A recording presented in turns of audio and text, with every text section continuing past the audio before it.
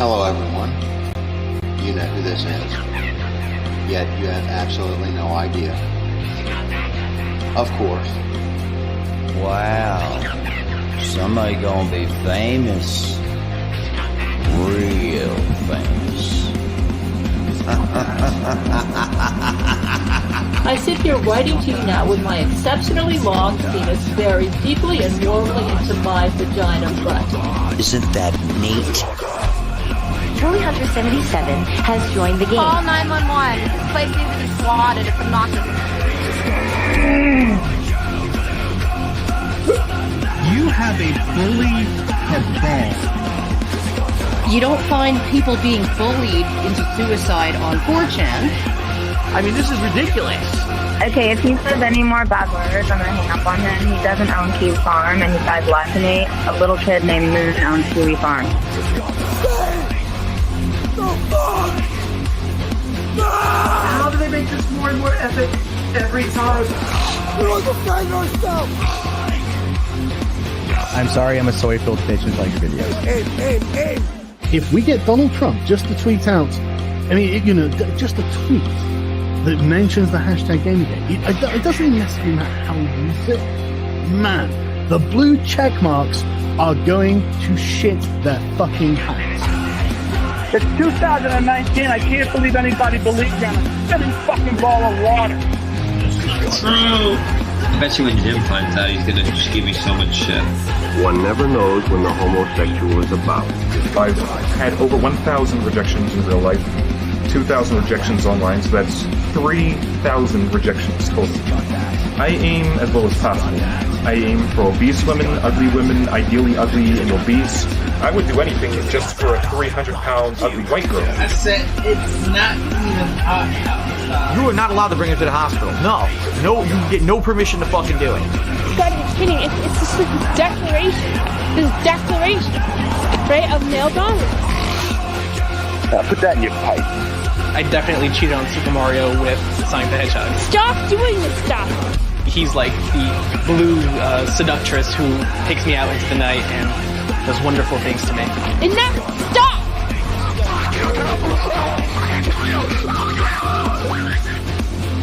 How can a Yorkshire Terrier live in the wild?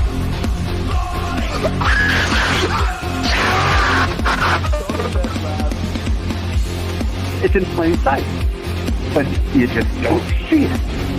You know what I mean?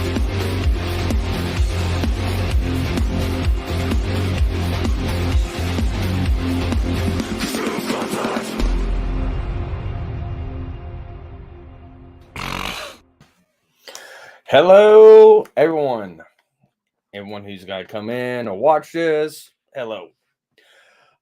I know I said I was going to do these on Monday, but I kind of had a little accidenty on the work site, and I'm kind of, well, let's just say I can't move that good.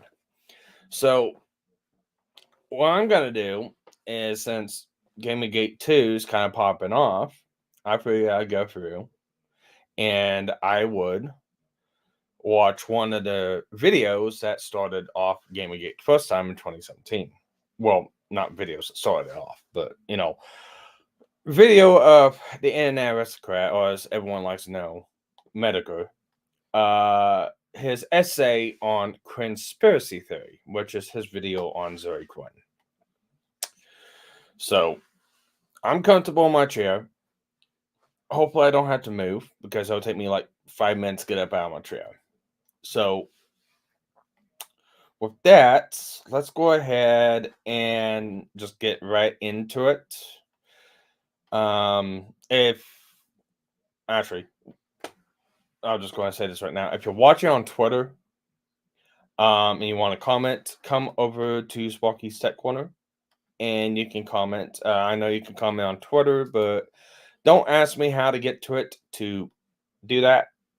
I have no clue. I don't remember how to do that. I know Rogue showed me. I don't remember. Twitter's kind of hard to navigate through. So if you're watching and you're watching on Twitter and you want to comment or send a message or anything like that, come on over to YouTube, Sparky's Tech Corner, and you can comment in the chat. Right now, I do have subscriber only mode on, so if you want to comment, you must be subscribed. Actually, no, I don't. So let me go ahead and get that set up real quick.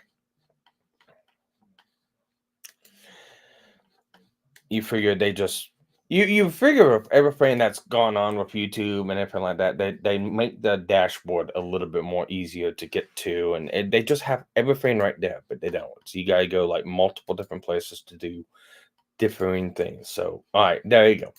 If you want to comment, you must be subscribed for at least 5 minutes. So there you go. So with that, let's just go ahead and get into this. Let me go ahead and present the screen.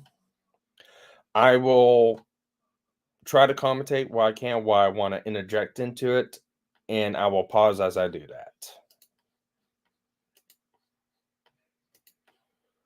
So here we go. Should be sharing audio. Here we go. Sex for favors, secrets, cover-ups, corruption. I've heard things that'll blow your mind, and now I think it's time you get the whole story. I'm Jesse Ventura, and this is Quinnspiracy Theory.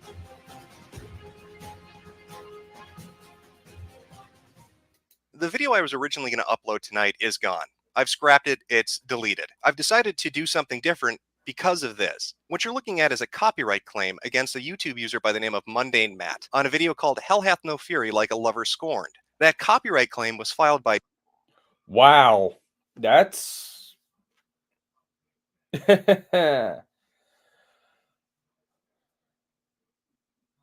Man, they all just seem like a couple years ahead of that. Zoe Quinn, the person who is the subject of the video itself. Now, in the copyright claim, she had stated that he'd used a still image of her game, Depression Quest, which she's a creator of, and that she had ownership over that, and that's why the video needed to be pulled down, because it was infringing on her intellectual property. But the truth is, it had nothing to do with that. The image Matt used in his video, and it was just one image. I want to show you his typical format. This is a typical video that Mundane Matt will put up. You have a still image in the background, you have a transparent barrier on the left-hand side with a title, and he talks over it. And that is exactly what Hell Hath No Fury was. It had a still image in the background, a transparent barrier, title, and he talked over it. Now, the image he used was a publicly available image. This game is out on Steam. You can see these images. They've been used in news articles. They've been posted on websites. They're publicly available through the company on Steam itself. So her copyright claim had nothing to do with him using her intellectual property. What it had to do with was suppressing information from getting out. And that's something that's been going on now for the last 3 days since this began. Sites like Reddit and NeoGAF. I'll say this much. I hate fucking false copyright strikes. They suck. False copyright strikes just flat out suck. It doesn't matter what. I've dealt with false copyright strikes and anything like that. Yeah, but people also try to abuse the system to remove criticism, and that's what they're trying to do. And even 4chan on certain boards have suppressed this from being talked about because of the implications it has in the gaming industry. Now, what started all of this off was a WordPress blog called The Zoe Post. This was put up by a man named Aaron, who is Zoe Quinn's ex-boyfriend. In the entirety of the blog post, which is extraordinarily long, he goes through a laundry list of complaints as to why the relationship failed and why he's upset. Now, these all seem to be valid to me, things like lying and manipulation and infidelity. However, at face value, it's nothing more than that. Why would that be interesting? So is she taking videos down because she's embarrassed about it? No, she's taking them down because of the people she slept with, that she cheated on him with during their relationship, and who they are, and specifically what they can do for her. If I remember right, this is the 5 guys. If I remember right, this is the 5 guys. As an entrepreneur, gaming journalism has reached a low point over the last 5 years. It started with pieces that had nothing to do with gaming or game reviews, nothing to do with software or hardware, nothing to do with events or expos. It started to travel off into the areas of social justice and feminism and opinion pieces and op-eds that had nothing to do with gaming. It started to have authors who were writing pieces condemning the gaming audience as being sexist and misogynistic, as being racist and bigoted, as being overly violent rapist. This has been seen on Kotaku, on Rock Paper Shotgun, on Destructoid, on The Escapist, on any website you can name. This has been transpiring for the last 5 years. It seems. And fast forward, it's still going on 10 years later from Gamergate. So, in essence, it's been going on 15 years now. And it's just as bad now as it was then. More and more, these outlier pieces have become the standard, and that the narrative put forward in them has become cohesive and refined, like a talking point targeted at us as the audience. And there's a reason for that. And Zoe Quinn and what's happened over the last 3 days helps to point that out. That is why this is important, and it needs to be talked about. This has nothing to do with her as a person in a relationship. I don't care that Zoe Quinn fucked 5 guys.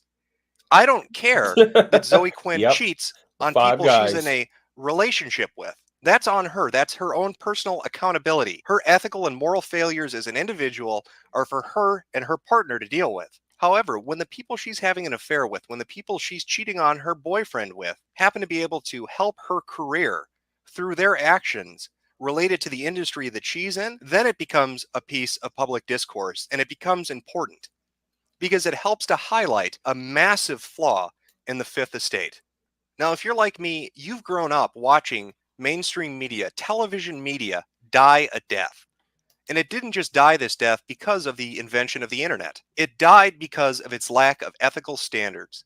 I'd be surprising no one by telling them that Fox News and MSNBC and CNN and every other mainstream media source you can name is corrupt. We've seen this happen, and we've seen the result of their reporting afterwards.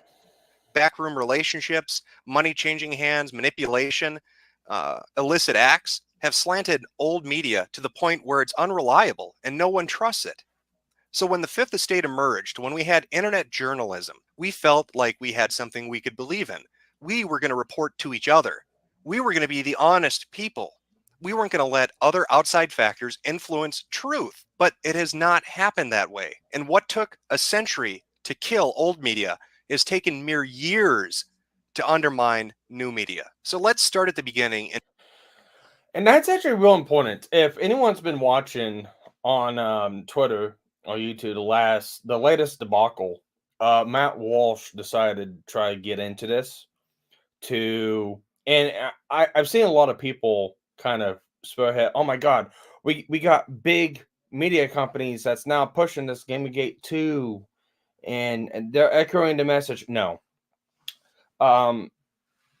people like the Daily Wire and Matt Walsh will do just as much harm now as to what like left side media did back in the first go around. So last time in Gamergate, it was just being dealt with just one side, wokeism. Now, this go around, still dealing with that because, surprise, surprise, the one of the 5 guys is involved with the whole Sweet Baby Inc. thing, along with Anita and Brianna Rue and a couple other people. Yeah, not surprising. But now we got the far right media getting involved with it, pushing their message now. Oh, see all this wokeism? This is why games need to be eliminated. So a lot of people is kind of championing this. Oh man, we're gonna get this message sent out now. No, what they're doing is they're trying to champion their own message to get rid of you. So they're just as bad. So don't be fooled by big media outlets picking this up. They're just doing this to get views and push their own fucking agenda. And it's the same thing now as it was back then. So, and this is one of the reasons why I want to go through and watch this again to highlight this, because there's a lot of people that's involved this go around that doesn't know a lot of shit that happened last time. And I'm a firm believer in learning from history and not repeating the mistakes of the past. So for anyone who's wanting to, make sure that this doesn't go any further than what it has, we need to learn from the past. So that's one of the reasons why I want to go through and watch this. And for anyone else who's coming in, the links down below in the description. Watch this for yourself. Take it in. listen, and just remember, Gamergate is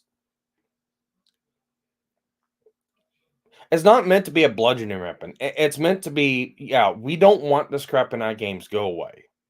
It's not meant to go after people. It's not meant to grift off of. It's not really meant to be monetized.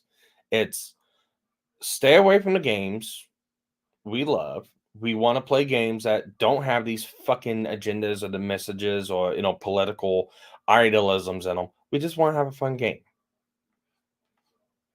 And see what the hell is going on here, and why this keeps being pushed down, and why nobody's talking about it. Now, Zoe Quinn's notoriety extends quite a ways back. As I stated earlier, she's an indie developer. She released a game on Steam called Depression Quest, and reading the description, it states, it is a flash, text-based adventure game about a person living with depression and how situations affect them. Who doesn't want to play a game about being fucking depressed? I rank that right up there with gems like I have the chicken pox and the hit sequel I have shingles now, oh god does it hurt. Yet this is a game she pushed through Greenlight. How did she get it through Greenlight? In fact, how did this game even get on Steam? Well, if you trace this back to its origins, when she was originally developing it, she started to get a lot of press because she was harassed.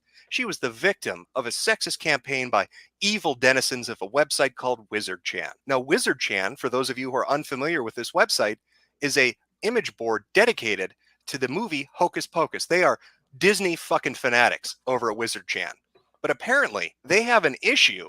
They have a major issue with Zoe Quinn and her game. And she went to Twitter and she went to social media talking about how she's being persecuted and harassed, how people are calling her house and showing up in real life, how it's unnerving her and how terrible this is. And what do you know? The gaming journalists, gaming press jumped to her rescue. Sites like Gameranks and Kotaku and Rock Paper Shotgun all talked about how brave she was. Even other people. Does anyone see the correlation now between Sweet Baby Inc. and the gaming journalists?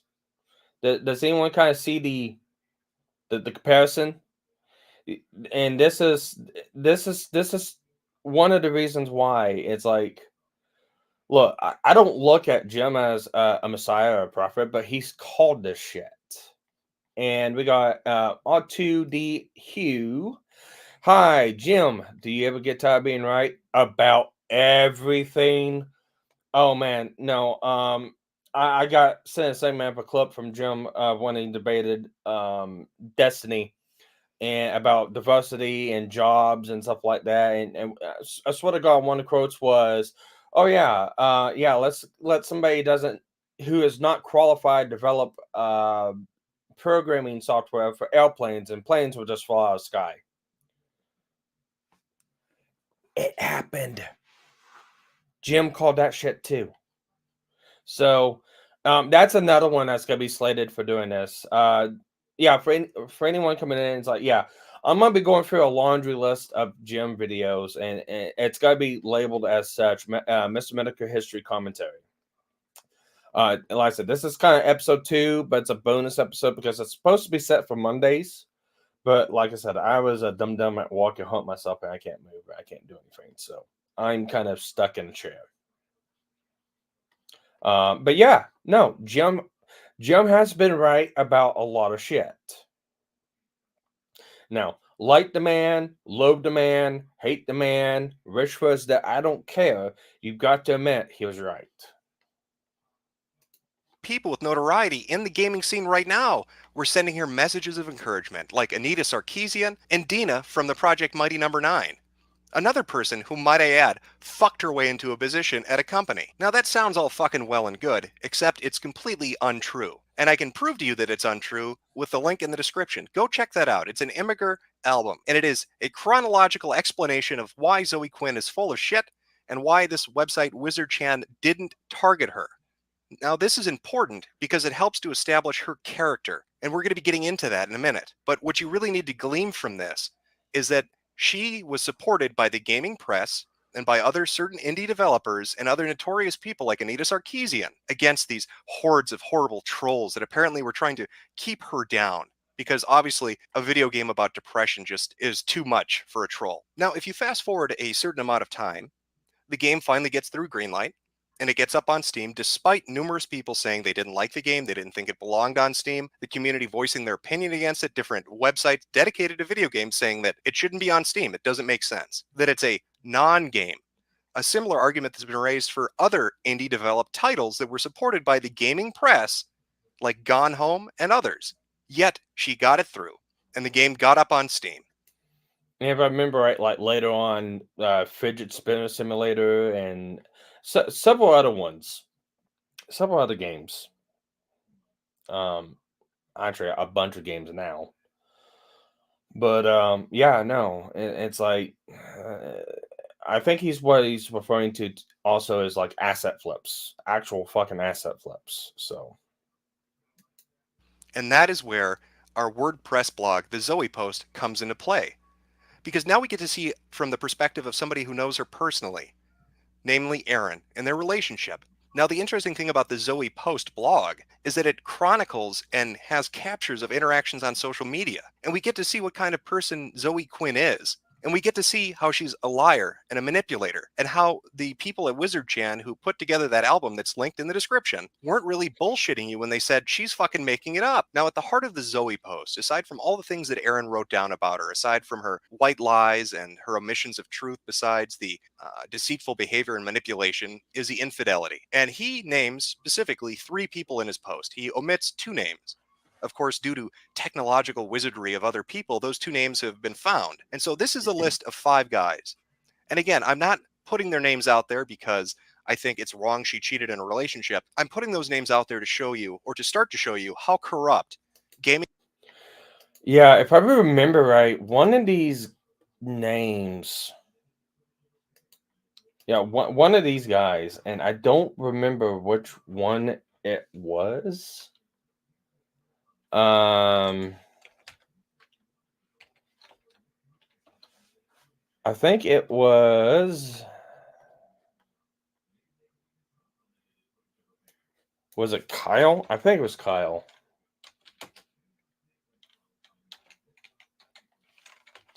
Yeah, I believe.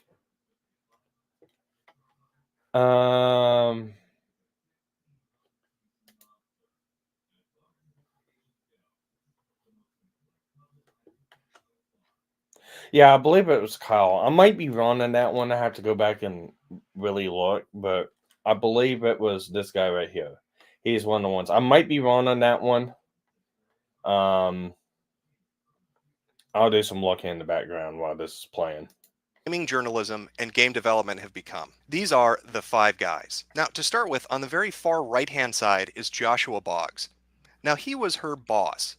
She had sex with him while she was in a relationship with Erin. The interesting thing is, Joshua Boggs is married.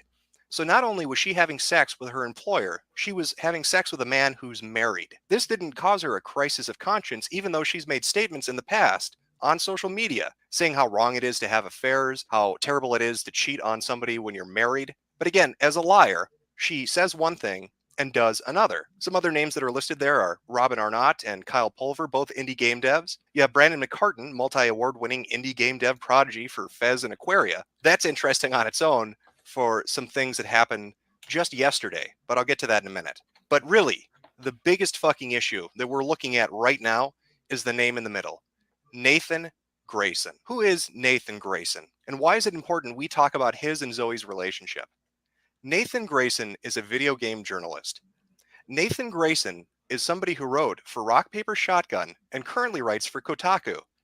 Nathan Grayson is somebody who has published positive pieces about Zoe's game, who has given her publicity, and who has marketed her product while having sex with her and not disclosing it.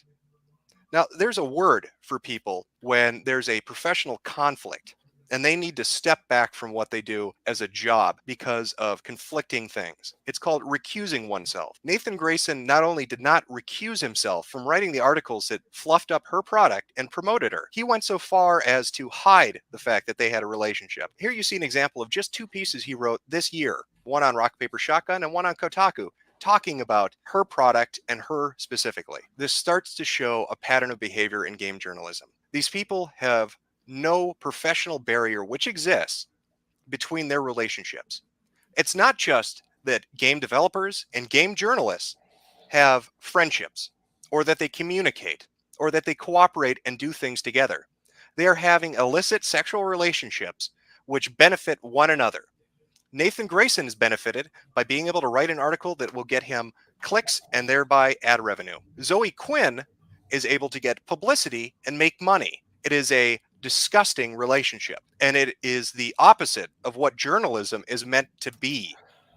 Yeah, and this was one of the main reasons why Gamergate was such a huge contention, because you had one side, the left, Zoe Quinn, everyone else like that, going, oh my god, these gamers are sexist and misogynist because, oh, they're trying to pry into personal affairs and harass me and bully me, all this other good shit. When that wasn't the case. The case was, you have game developers getting cozy with game journalists, helping each other out, not being fair and equal, to push out a game to benefit one another. And that was the huge contention with Gamergate, which led to other things too. But it's the journalism's supposed to be blind. And what I mean blind, it's not catering to one side or another. That's what journalism's supposed to be. It's not supposed to cater to either side. It's supposed to put out the facts. It's supposed to put out the truth. It's supposed to put out in detail and outline what's happening. And that's not what it was. It was Zoe sleeping with someone else, a journalist, to have a raving review wrote about her game to push it out there to people, and also help the journalists out for clicks and views, because then the game will share out, the game developers share out, hey, look at this article, what they think of it. But underlying of that, sexual favors were being passed around to one another. So don't let anyone gaslight you into thinking, oh, it's just about bullying and stuff like that. That wasn't what Gamergate was about. It was about deceptiveness in journalism and pushing bullshit onto a community that didn't want it. But it goes much deeper than that. It's not just that they have relationships where one hand washes the other. It's that they bolster up positive public publicity and also suppress negative publicity. What I'm going to show you now is a screen cap from a subreddit that was talking about Zoe Quinn. This was posted just a few days ago, and the subreddit, I believe, Tumblr in Action. This is mind-blowing, and it starts to show you just how fucking sick and twisted and corrupt game journalism is. So here's the post in question, and this is by Silly Slater. I'm going to read this verbatim, and I really want you to take in what she's saying, and then I'll focus on the really disgusting part of this. So Silly Slater posts, she fucking doxed me. Ruined a production for women, refused to contact us, and is currently taking money for a game jam with no start date, no location, and no judges. Okay, here is my story. We ran a group that literally said, any woman come up with an idea for a video game, we'll give you concept art so you can pitch your game, and we'll put all the pitches online. The internet will vote on the best one, and we'll make that game and give the profits to charity. If you get a lot of interest online and want to make the game on your own, you can leave the contest at any time. Literally, everyone that was in the top 5 didn't have programming experience, so they couldn't make their own game. She was like, why do you expect women to work for free to make games? We said, well, they get 8% of the money as royalties, and they just have to give an idea. Other people will make the game, and the profits go to charity. Doesn't matter. It's oppressive. She started a fucking Twitter storm, crashed our website, got my personal information doxxed, got us banned from Twitter. We email reporters what's up, and they're like, duh, if Zoe says it's oppressive, it must be true. Maybe you should give her money for Rebel Jam, which has no start date.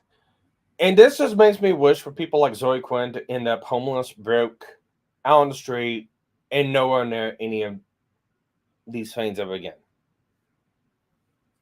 She doesn't deserve it. When you read stuff like this, it puts her in a bad light, kind of like with couples, and there's several other people I can think of. And it's such a fucking sleazy tactic that multiple people have done, before this and after this, and it's just stupid and fucking disgusting. And it's like, why? location or any other information, but totally isn't a scam. This happens at 3 other major publications. We literally said we'd pay her to consult on future projects, and we'd close down the contest if she would explain to us what exactly is offensive. Consult.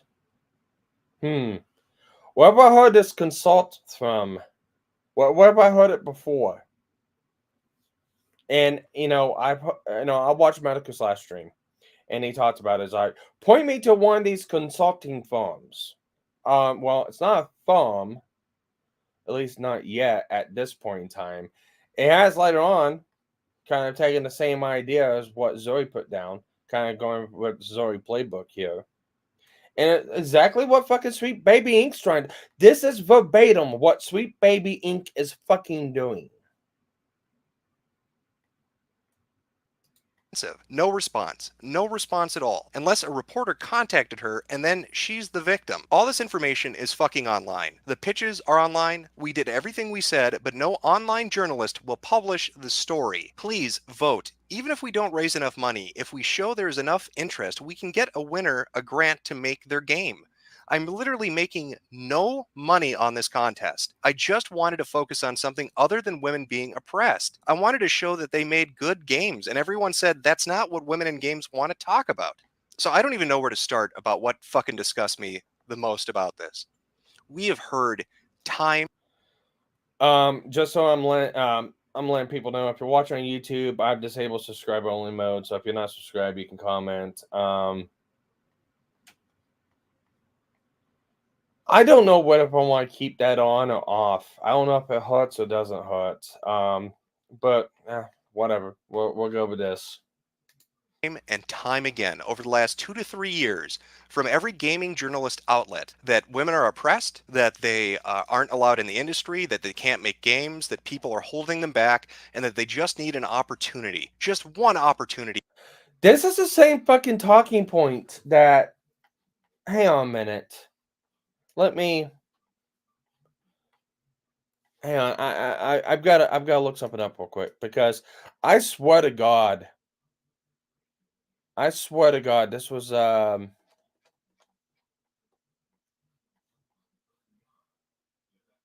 where is it at? I know I just had this.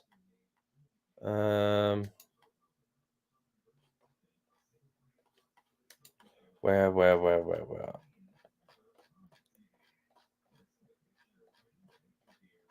Oh, right. Right here. So this is kind of the same thing that Destiny was arguing.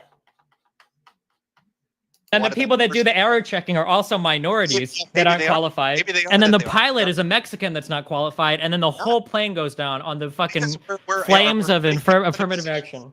You're telling me you don't want somebody to become a software engineer or a pilot? I mean, those are jobs you said you want to inspire people to take. So maybe they all are. I feel like we have a few checks in place in society to make sure that. Let me go back to you. While my YouTube buffers.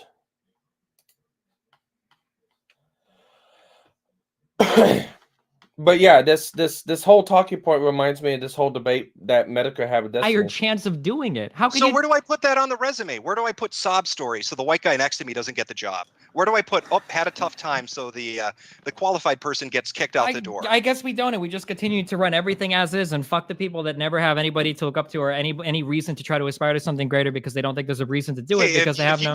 If you want a heart surgeon that got the job because he's black and not because he's good, that's on you. But I'm not risking my life for some fucking retarded logic like that. Because a heart surgeon is the type of jobs we're talking about. Why not? I don't know. You're talking about tech industry. You're talking about people working with software. Maybe they're working on software in airplanes. Maybe that fucking software doesn't work. Maybe there's a bug and the plane crashes. That's a good point, because I think that when you put software on airplanes, it's literally one dude in his basement that codes the software and then pushes it right to fucking production. Maybe and it's installed right on the airplane. Maybe it's a team of women that aren't qualified. And the scary thing is this has actually happened, but no, it's like the fucking talking points that are being brought up by Zoe Quinn trying to push this bullshit off. Exact same fucking talking points that Destiny has. And this is why I'm all for, eradicating the blue-haired fuckhead. Stupid.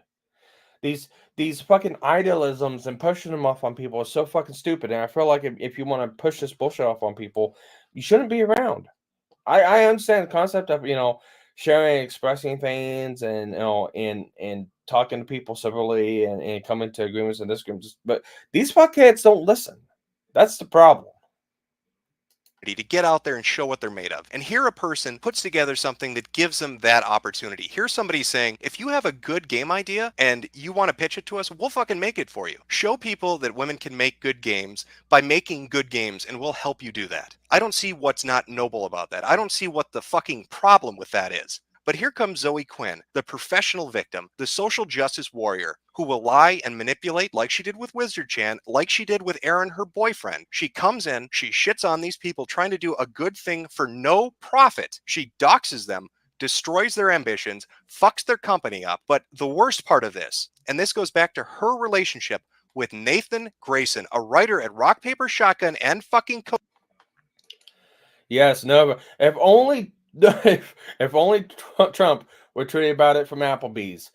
Yes, and have a expressed interview with Sargon to go along with it. I can see right now, Trump and Applebee's, Sargon comes up. Well, I'd like to take your order. Would you like to talk about anything with Gamergate?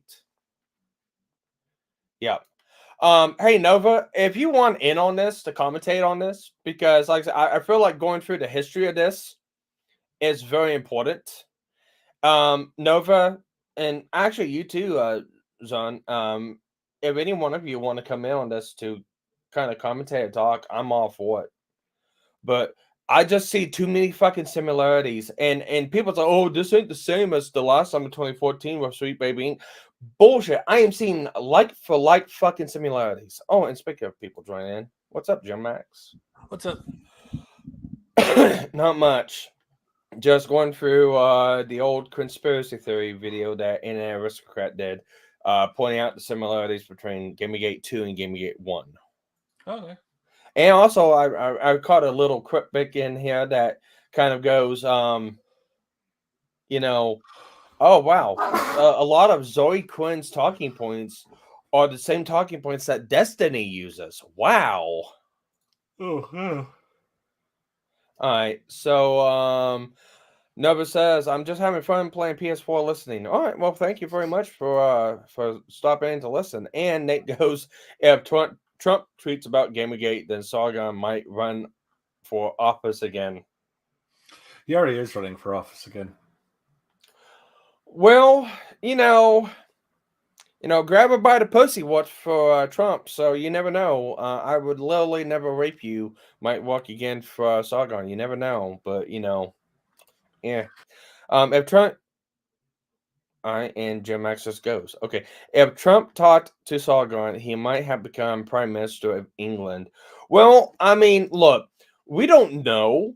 A lot of things can happen. I mean, look at fucking America First. Look at Nick Fuentes and what he's done. I mean, he had meetings with Trump.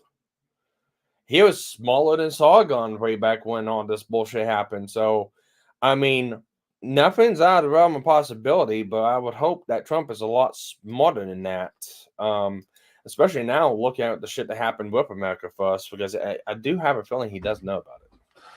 Here's the thing: Sargon runs every chance he can in the UK.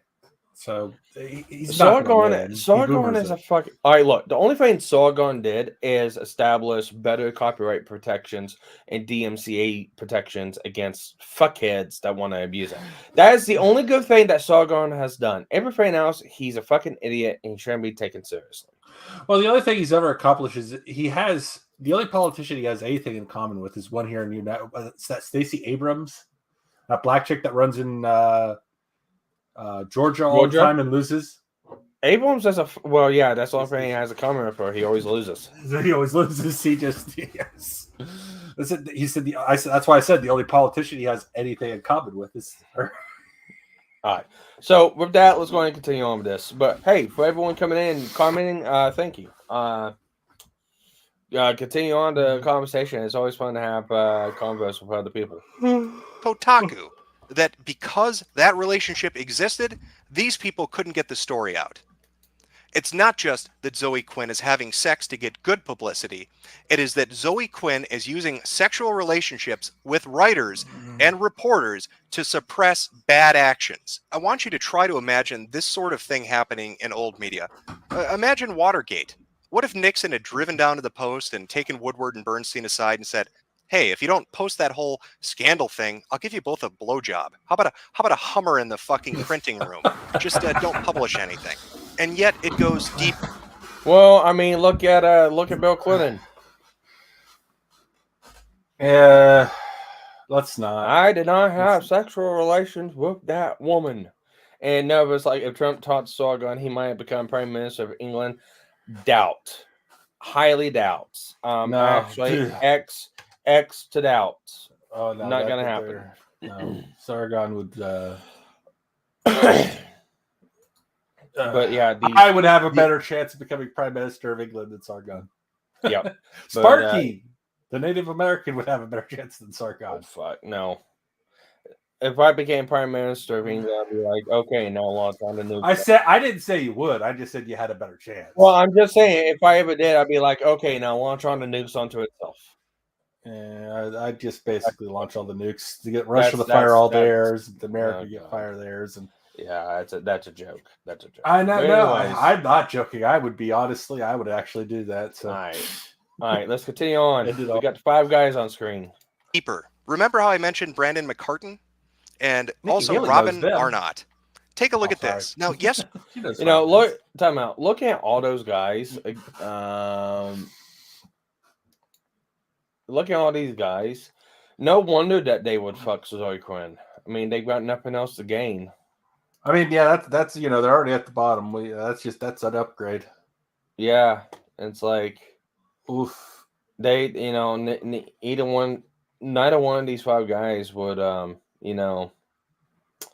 yeah, that's like they looked at Zoe Quinn and go, yep, that's the highest I might gotta get. That's a 10. That's a 10. Mentioned Brandon McCartan and also Robin Arnott.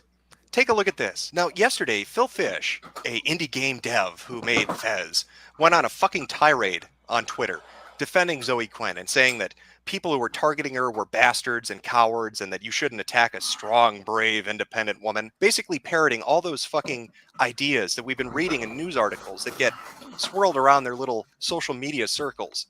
And he's saying this to all these people who are raising questions about journalistic integrity. But yet he's making that argument. And why is that interesting? Well, she fucked Brandon McCartan, and apparently he has a connection to Fez. And better yet, somebody comes forward and says that they were sexually harassed at a wedding. Sexually harassed at a wedding by Zoe Quinn. And Phil Fish goes on a tirade against him, basically making him back down, saying, don't you fucking dare bring that up publicly. If you do, we're going to come after you. And the guy backs down. That's bullshit. Me too for you, not for me. That's all the way it's always been. Now, I'll say this much for... and oh, look at that. Look who favorited... For Wolf Wozniak, I'd be like, yeah, provide some proof. Can you prove this? I mean, I would be questioning it, but I want to be going through and it's like, you crashed that wedding, nobody invited. It's like, that's another thing too. Is like, who is that true? See, here's the thing. There was actually a lot of receipts that this actually did happen at the time.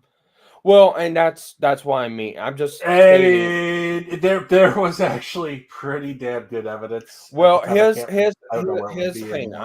Time out. I'm being fair here. No. I know you're being fair, but here in this case, Sparky, they fucking. Time out. I don't care. I'm looking at this in a vacuum as this is the only thing that we have seen of this so far.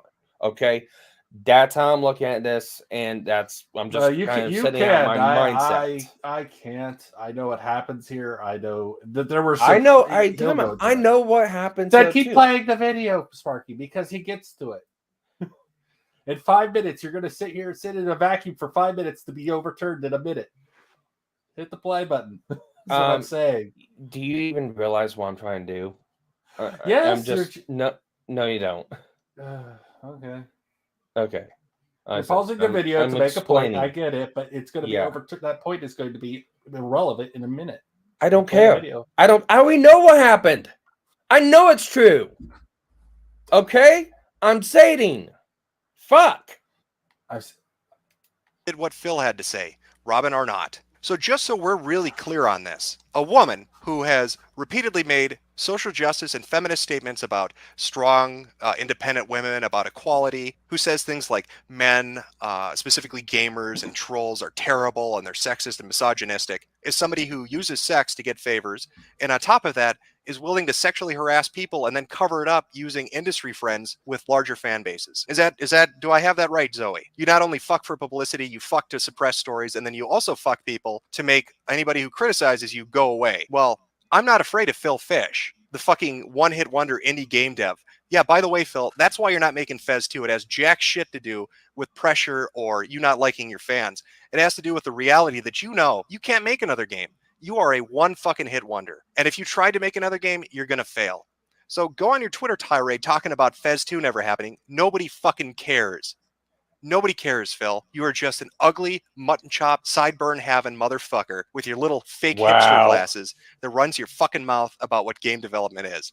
You are a dipshit. And you're also a dipshit that doesn't have any fucking standards, apparently, when it comes to people you know. Now, how do I know? Maybe Zoe Quinn fucked Phil Fish. They seem to have been at a wedding together. Phil Fish seems to know her quite well, and judging by Zoe's behavior and the favors she's curried, it's not really that far out of the ballpark for me to say that perhaps Phil Fish is defending her because of a relationship. Hell, what about Patrick Klepek? Remember those conventions they did together and the speeches, internet is serious business?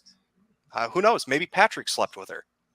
In fact, given that this is the reality of how these people behave and that they have no separation as professionals, let's say that Steven Sotillo of Kotaku had sex with Anita Sarkeesian.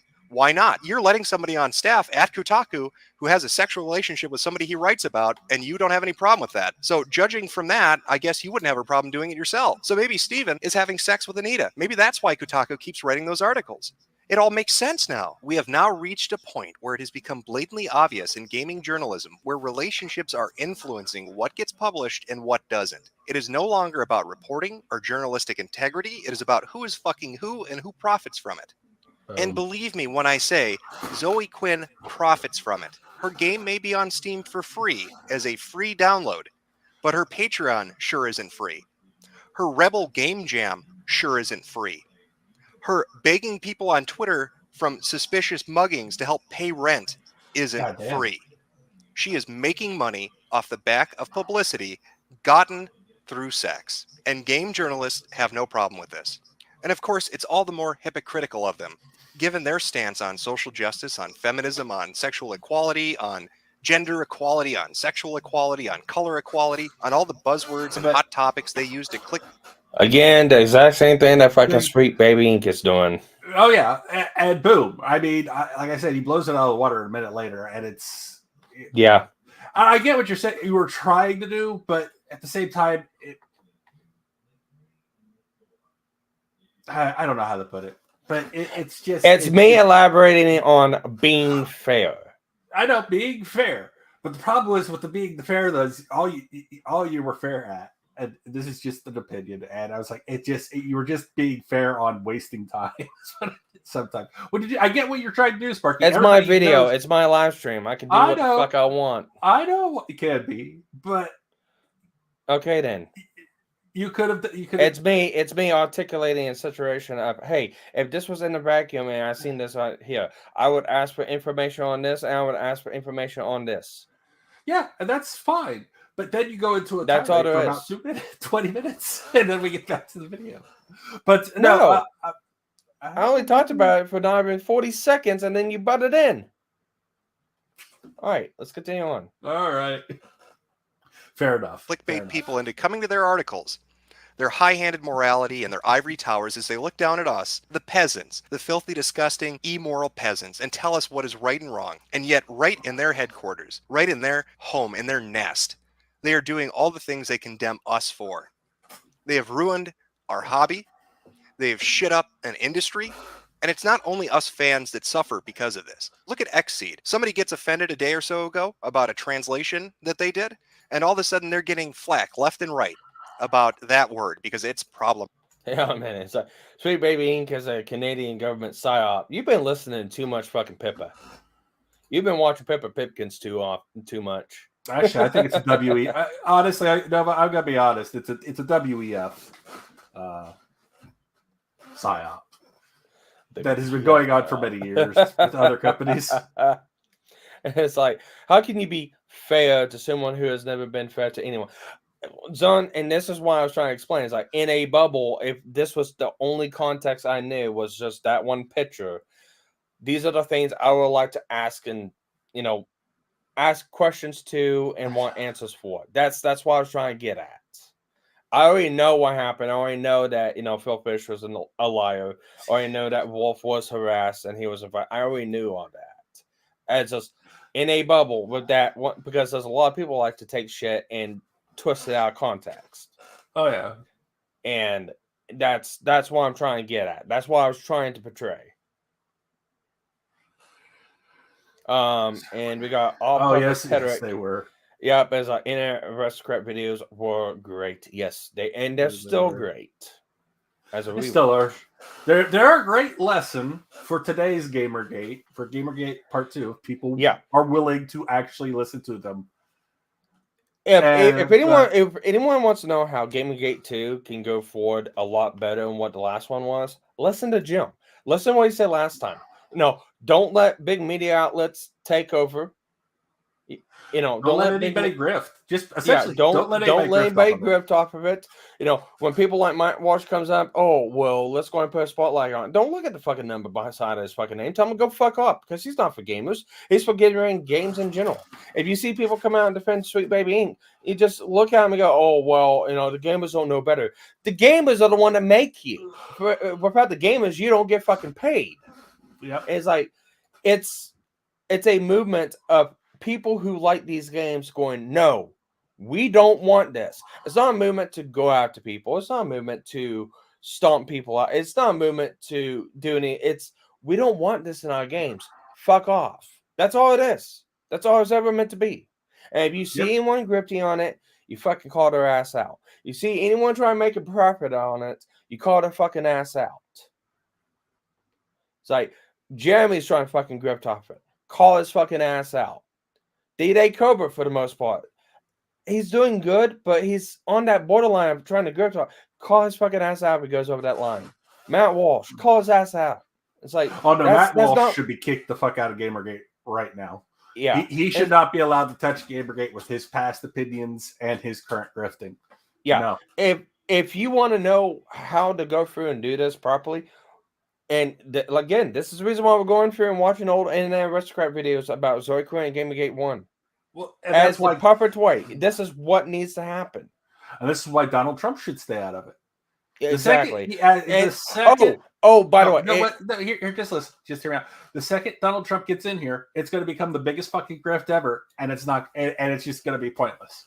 Well, and this is also another reason why, if you see Sargon come in it, you fucking dogpile his ass and you make him wish to stay away. You see Sargon come anywhere near this, you dogpile on his fucking ass. You tell him to shut the fuck up and get the fuck away from it, because he makes it worse. He always does. He will again. This is why I don't think there's going to be Gamergate is not going to last more than a couple months. Yeah, because as much as we're going to probably try to keep people out of it, they're going to get in it no matter what we do, because they're dumbasses and assholes. Yep. And Zone comes up, is like, oh, okay, I didn't hear that part. Well, I was trying to explain it whenever somebody said, well, just get forward. It explains it 5 minutes later. Right? Yeah. Fair enough. Okay. Problematic, and it offended a snowflake. So what is Xseed going to do? They're trying their best. They're trying to appease these people, but nothing is ever good enough. And it is perpetuated by these hypocritical cunts at gaming journalist sites that don't mean anything they print and they just do it for money. And Xseed is just one of the recent examples. I mean, here's another. Here's a journal entry that's up on DeviantArt called Save the Boob Plate. Now, this is written by somebody who worked on a game. They worked on Divinity Original Sin.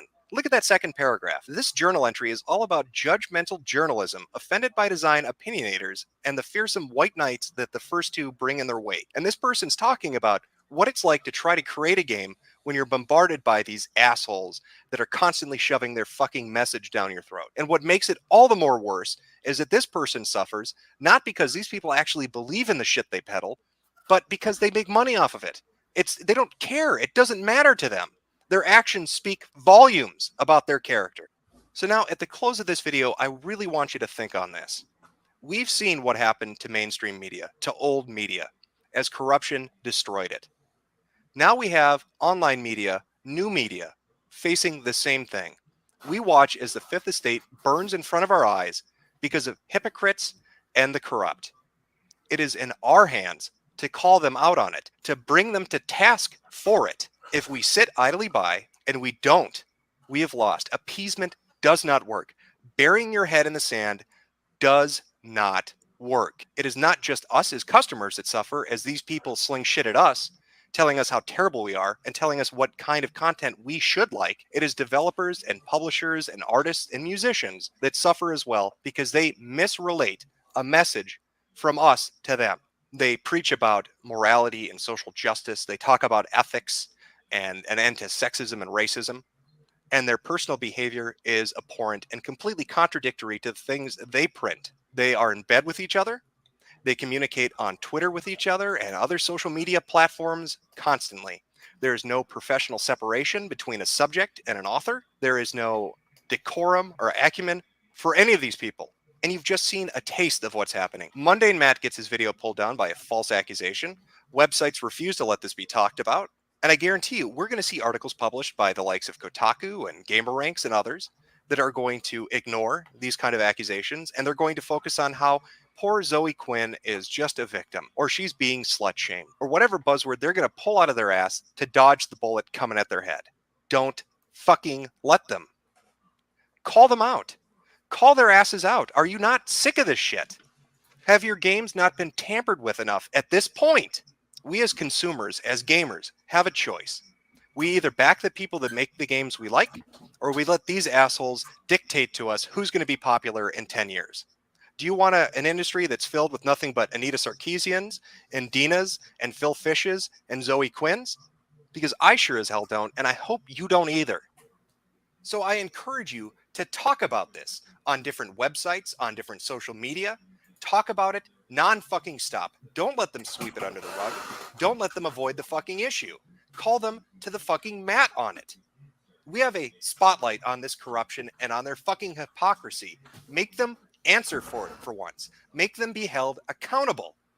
We, the fucking fans, the gamers, over the decades, have raised our hobby up into a billion-dollar worldwide industry. Not these assholes. They make money off our interest, not the fucking other way around. We hold the power here. They don't. And it is fucking time that gamers sent game journalists a very clear goddamn message. And that fucking message should be, I'm going to pull the whole thing down. I'm going to bring the whole fucking diseased, corrupt temple down on your head. It's got to be biblical. Sex for favors, secrets, cover up. This is the start of the next episode because he's made like 3 or 4 videos of the Quinnspiracy theory, and that was the end of the first video. But it's like it's just like what I said earlier, and I was kind of harkening back to his words they said a long time ago. But it's like, don't let these fucking people take this and turn around. If you want a good idea of someone who to follow on this, Grums. Go follow Grums on Twitter. He's doing a damn good job. And when you see people for the likes of it, okay. Let me try to be clear on this one. When you see people like Quartering or Sargon or Matt Walsh comment on this stuff, try to amplify it, you need to tell them to butt the fuck out. It's nice that they want to comment on this. The best thing that they can do is retweet and just retweet everyone else talking about it. That's the best thing they can do because they are known grifters. Anything that they say, they've already got to talk on their back on different fucking people. It's only going to make it worse. If any of those people, and there's countless other ones too I can name off, but if any of those fucking people tweet or talk about this, it'll make it worse. I don't care how much they say, oh, well, we're for the gamers. Oh, I'm here to point this out. It's like, they make it fucking worse. Don't let them. It's just a movement for the gamers. This is people who buy the games. Not people of a fucking platform. Not people trying to make money off it. People who like to play games without this bullshit in them. That's what the movement was. And then you have fucking people try to pervert it. And that's the reason why Jim ducked out of it. He said, fuck you guys. That's the exact reason why he ducked out of it. That's the exact reason why he doesn't want to get involved this time. Yeah, he's going to talk about it. Yeah, he's going to watch it. That's one of the reasons why he's not going to get involved, because he knows people can't fucking do it.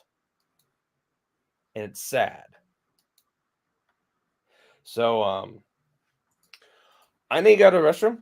I'm going to play a music loop. While I'm going to the restroom, you guys can enjoy listening to YMCA. It will probably loop once, 1.5 times by the time I get done, but I will be back. All right.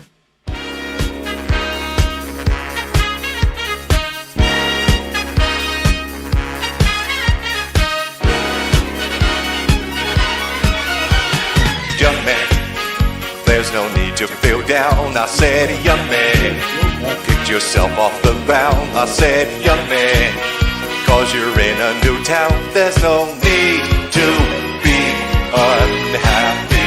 Young man, there's a place you can go. I said, young man, when you're short on your dough, you can stay there.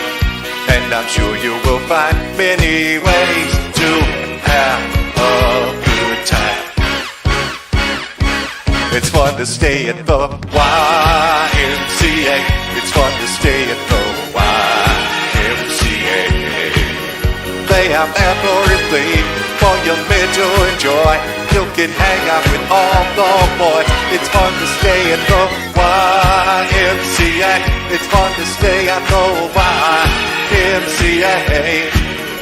You can get yourself clean. You can have a good meal. You can do whatever you feel.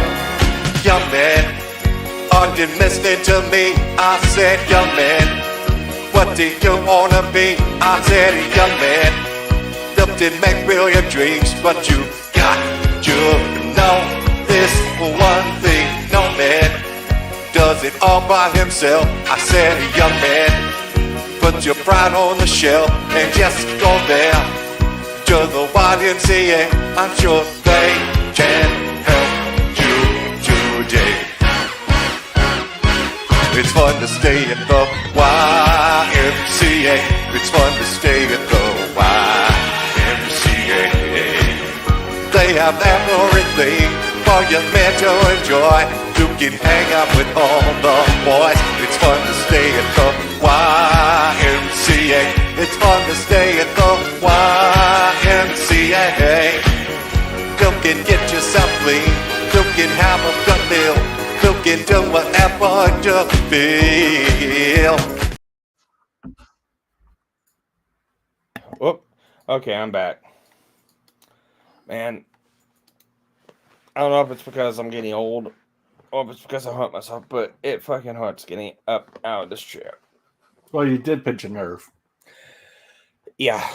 It's going to hurt for a couple days. Yeah, I fucking hate it. I hate it so much. Welcome to my... Hey, that is my... You are living my constant hell. Yep. And, Congrats. well, I guess I could just be lucky that I'm not, like, you know, becoming a midget like Jim. I guess I could just faint my lucky. Hey, I'm 7. I was 6'9", Sparky. I am 6'5". Guess what? You're going to shrink too someday. So it all happens to all of us. Yeah. Okay, so with that, we are back. How many people did we knock off? We didn't knock off that many. So, okay, let's go and get to the second part of this video 2 of Quinnspiracy theory. Corruption. I've heard things that'll blow your mind, and now I think it's time you get the whole story. I'm Jesse Ventura, and this is Quinnspiracy theory.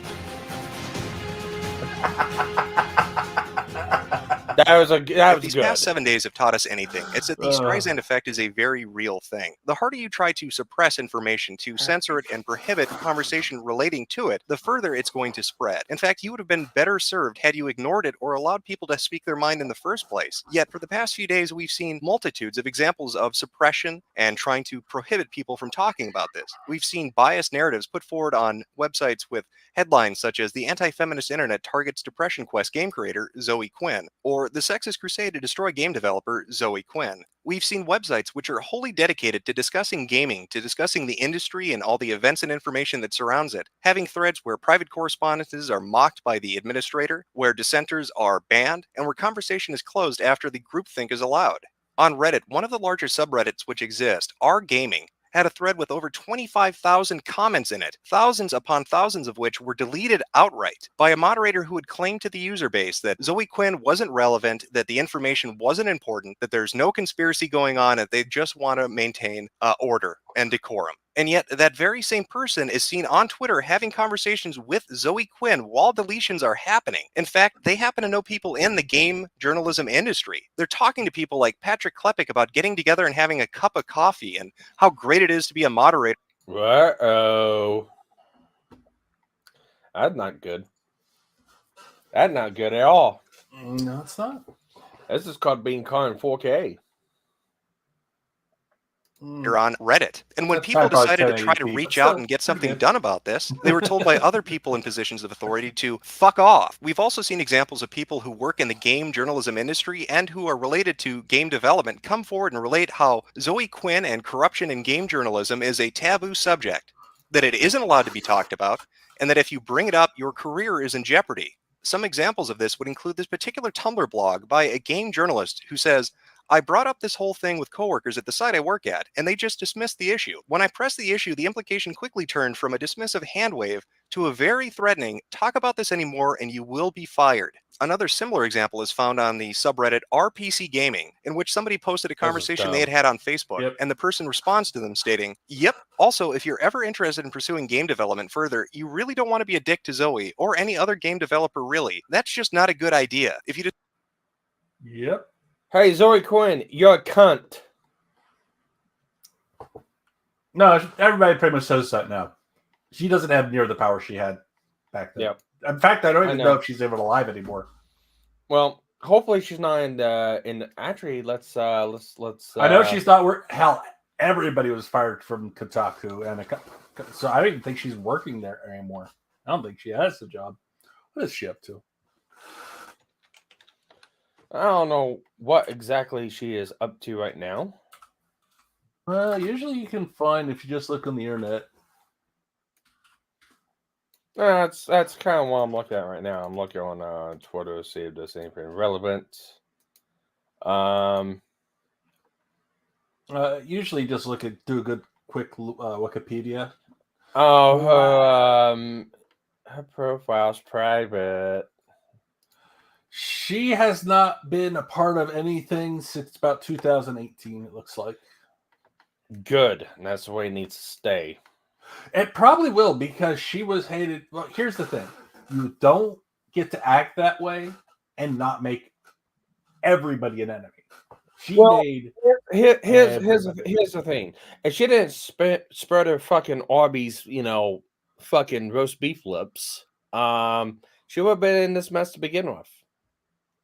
And she didn't try to prop herself up and, silence everyone else. She wouldn't be in this fucking mess. So Sweet Baby Inc.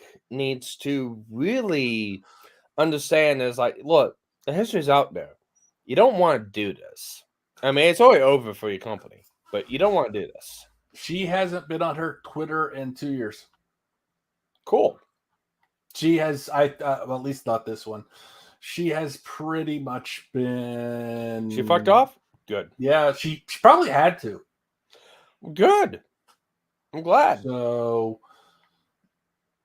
she can try to get into Gamergate all she wants. I don't think she's got to get into it. Actually, there is a possibility. Someone is hypothesizing that she might be a part of Sweet Baby Inc. But we know one of the five guys is. That is for sure. Oh yeah, well the five. But here's the thing: she might be actually employed at Sweet Baby Inc. If that's the case, and people find out, because that's what people are. It seems to be a couple people are trying to find out. I'm not going to say who, because I don't think this is out yet. It looks like a couple people are trying to find out where she's at right now. And I would just leave it alone. Yeah. Oh yeah. Honestly, but if they find out that, but here's the thing, this will blow up Gamergate if she's a part of a Sweet Baby, because she was one of the biggest problems of Gamergate on the other side. So, well, her and Nita. Nita really wasn't. Nita was a grifter and still is to this day on Gamergate. She had no fucking idea what she was ever talking. When it came to games, she had no fucking idea what she was talking about, and was just grifting to get money. And she did. She made a shit ton of money. I don't know where all that money went because she's lost it all. But it went to making fake wedding birthday parties because nobody wants to fuck her. Probably, I would not. I don't know. No, that's not true. There are soy boys that have. There are soy boys that will fuck anything that lets them. So, all right. So with that gaping cunt of hers, I mean something that could fill it. So I mean, is that really a substitute? Forest. Yeah, a logging forest. Yeah. All right. Let's continue on. You decide to do that, do it on your own wall, seriously. And yet, despite these efforts to put forward a united front, to tell those that are interested in trying to look into this, that there's nothing to see here, that it's a non-issue, there's no conspiracy, there's no corruption in game journalism or the development scene, the internet isn't buying any of it. In fact, it's created a bizarre, strange sort of alliance between websites which hate each other, whose user bases mock and... See, Thomas comes in, like, Ania's money went to finishing her videos on feminist frequency. Oh, wait. Yeah, exactly. You mean the videos that sucked? You know, you would think that you would think, since Anita is so good at sucking so bad, she'd probably be really good at sucking off. But I guarantee she's bad at it. I guarantee she's probably bad at it. She couldn't shut her mouth around something long enough. That's funny. Okay, let's continue on. Deride each other on a daily basis, which have never agreed on anything except this one thing. When you see websites like Tumblr and Reddit, 4chan and GameFAQs, and even Funny Junk all saying with one voice, we're not going to fuck off, we're not going to be mocked and told to go away, we are going to talk about this, there is something going on. Despite their differences, despite the hatred those user bases have for one another, then that should tell you something about how bad game journalism and game development in the indie scene is. Now, ever since my first video went up 3 days ago, there's been a flood of new information in regards to Zoe Quinn, game journalists that she knows and has relationships with, different game developers, and the potential motivations behind those relationships. And one of the first things I wanted to touch on was a statement made by her ex-boyfriend Aaron about 2 days ago, in which he states, "Guys, you seriously don't want to go around making YouTube videos claiming the two names you uncensored are actually correct. First names are not sufficient to establish identity. At the very least, make it clear those two are speculation." Now, the two names he's referring to are Kyle Pulver and Brandon McCartan, two of the people that were listed as the 5 guys that Zoe Quinn had relationships with to help her career. Now, both Kyle and Brandon have both stated on Twitter that people are wrong, that they're not involved, that they have the wrong people, and that the information gathered is incorrect. And while Aaron's statement doesn't come out and outright say you have the wrong person, I'm going to lean on the side of what Kyle and Brandon are saying. I think that at this point, if it had been them, there wouldn't be any reason for Aaron not to just simply state, yes, it is them. And I do think the information that's out there that states that these are the two people, that the names have been uncovered and decensored and have been linked in various ways, are incorrect. And so what that means in relation to Zoe Quinn is there are still 5 guys. It's just that 3 of them are known, not 5. Now, outside of statements that Aaron's made in the last few days in regards to his relationship with Zoe Quinn and his thoughts on her relationships with different game journalists and people in the indie development scene, we finally got a response from Kotaku in regards to the allegations that Nathan Grayson, a writer at Kotaku, had a relationship with Zoe Quinn, a game developer. Now, Stephen Totilo first went to Twitter and then on to Kotaku itself to address this. Now, this is important for a few reasons, but I think the most important one is the fact that this is a third party who, through their conversation with Nathan Grayson himself, can establish that the ex-boyfriend's account of him and Zoe having a relationship is in fact true. Stephen states that Nathan did admit that both he and Zoe did have a relationship. So it takes an element of pure speculation out of the ex-boyfriend's account. If it was completely made up, if it was completely fabricated, Nathan Grayson would have no reason to go on record and state that this did happen. Now, Stephen in his release statement says on Kotaku, on March 31st, Nathan published his only Kotaku article he's written involving Zoe Quinn. He quoted blog posts written by Zoe and others. Shortly after that, in early April, Nathan and Zoe began a romantic relationship. I have no reason to believe any further action needs to be taken. Well, I'm so incredibly grateful, Stephen, that you think no other action needs to be taken. That these timetables seem to be so uninteresting to you. That the fact that Nathan Grayson hadn't told you beforehand that he's romantically involved with somebody he's written about and that may cause a conflict of interest later on. That you had to confront him after this information came out. And that you think there's nothing else to really be looked at and that Nathan really doesn't need to be, persecuted by you or others or us as the gaming public. Now, this entire thing started off with a sex scandal. That's what began this all. Zoe Quinn and the 5 guys. Zoe Quinn has alleged relationships with different people in the industry and... I feel like I need to take the 5 guys song and put Metokur's voice on it. Yeah, probably. I need to find the 5 guys on and put Metokur's voice behind it. I really got to do that. Let me see if I can find it. I don't know if it has the lyrics. It does. Well, there is a 5 guys, big 5 guy.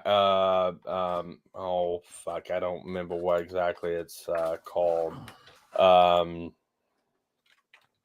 Big 5 guys song. 5 guys. 4 big guys. It's 4 big guys. All right, so that won't walk. That won't walk.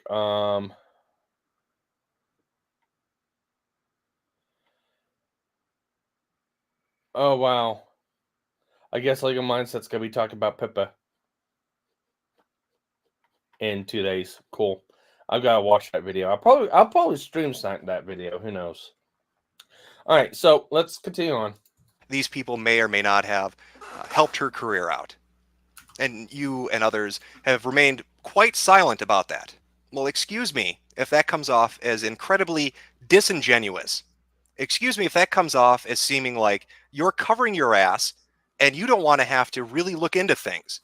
Now, I want to start off by establishing the bias that Kotaku and Rock, Paper, Shotgun have when it comes to sex scandals. Now, many of you are probably familiar with somebody by the name of Max Temkin, the creator of Cards Against Humanity. Recently, a woman had posted on Facebook that Max Temkin raped her in college. Now, Max later went on to make a statement saying that he had not raped anyone, but that he understood she might have misinterpreted their relationship and is now seeing things that weren't there, or that maybe he acted in a way that made her uncomfortable, but he had not raped her. Now, Kotaku and Rock, Paper, Shotgun both ran articles about this. I'm going to show you some. Now, Patricia Hernandez had written one where she essentially said that Max Temkin shouldn't go and establish his innocence, that he should use rape allegations against him as a way to talk about rape victims. That makes sense. Somebody accuses you of rape, but you shouldn't deny it because that might hurt rape victims. Instead, you should stay silent on that and talk about how bad rape is. How insane is that? Even stranger still is John Walker's business. Isn't that the same mentality people try to use against Johnny Depp? If I remember right, isn't it? What was that again? Say it again. I mean, this is the same tactic that people try to use against Johnny Depp. Oh, well, don't go after Amber Heard. Bolster Amber Heard's voice about SA and domestic abuse and stuff like that. Use your platform for good. Don't try to espouse your innocence. Go. It's for the victims, even though they're not a victim. It's the same. Why is with this gay ass fucking playbook? Somebody needs to find that playbook, rip it up, and just burn it. It's an easy. Here's the thing. There's nothing original about this book. It's always kind of been the playbook. The counteraction playbook is disparage. Okay, if the victim is someone you want to support, just cancel the guy or whoever. The other way around is cancel. It's the same way, but bring up their shit too. That's it. There's two ways. There's always two sides, and it's never a pretty thing. That's what they use to defend people who are trying to prove that they didn't do anything. So it's like it is a tactic that is used by lawyers and media. Disparage the other person if you don't like what they're saying. It's the way it's always been. Yeah, And it's and the same thing too. It's like, okay, we got Aaron coming out posting these allegations about Zoe, and it's like, oh no, don't do that. You can't do that. You can't do that. This is harassment and stuff like that. But yet, opposite gender put the fan on the opposite foot. Oh yeah, no, you gotta listen to this. Oh, the guy's innocent. Nothing happened. Well, regardless or not, the guy needs to take blame. And it's like, again, this is like the same. I get regulations of the fucking Destiny Metokur debate, and it's like, what is with this fucking cringy ass blue head fucking playbook? Find the playbook, rip it up, burn it. Don't. It's like it's old. It needs to go. I'm tired of it. Like I said, this blue hair playbook though is a copy of actual. I know. Playbook. Yes, that's the problem, and I'm not saying. It's just a fuck situation. So there's no way to get rid of this playbook. It's here and it's here to stay until somebody finds some better way to do it or worse way to do it that fuck the other person over even harder. So I like it. It's just what it is. Well, it's easy enough if laws change and go, oh, you are found guilty of false allegations. You suffered just the same penalties as the person found guilty if they did. I feel like that's probably something that needs to happen. And would it chill fucking allegations? Yeah, it will. Oh, it will suppress victims. No, because if the victim's actually a victim, it won't chill it. However, it will stop fucking bullshit false allegations too. I don't know. It could go either way. I don't know. All right, let's continue on. Position on this.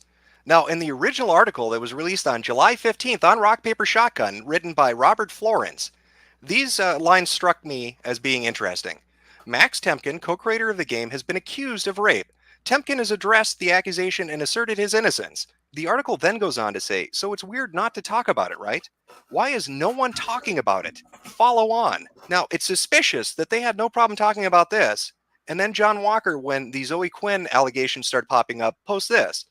For the avoidance of doubt, anyone who posts on RPS anything about the private lives of anyone will be instantly banned. I am so horrified by the treatment of Zoe Quinn and the despicable hypocrisy of these foul bigots who pretend to care about ethics. Well, if it was for double standards, they'd have no standards at all. Yeah. Bullshit. Fuck you, John Walker. You want to talk about ethics? Let's talk about ethics. Zoe Quinn and Aaron had a relationship. Zoe Quinn, like Max Temkin, is a game developer. Max Temkin was accused of rape and denied the allegations. Both your website, Rock Paper Shotgun, and Kotaku decided to run articles about Max Temkin, but you both remained silent about Zoe Quinn. I find that interesting because... Oh no, if I remember right, Kotaku is hot up fucking Sweet Baby Ink's ass. Oh no, they just laid off all their staff. They just got bought and sold.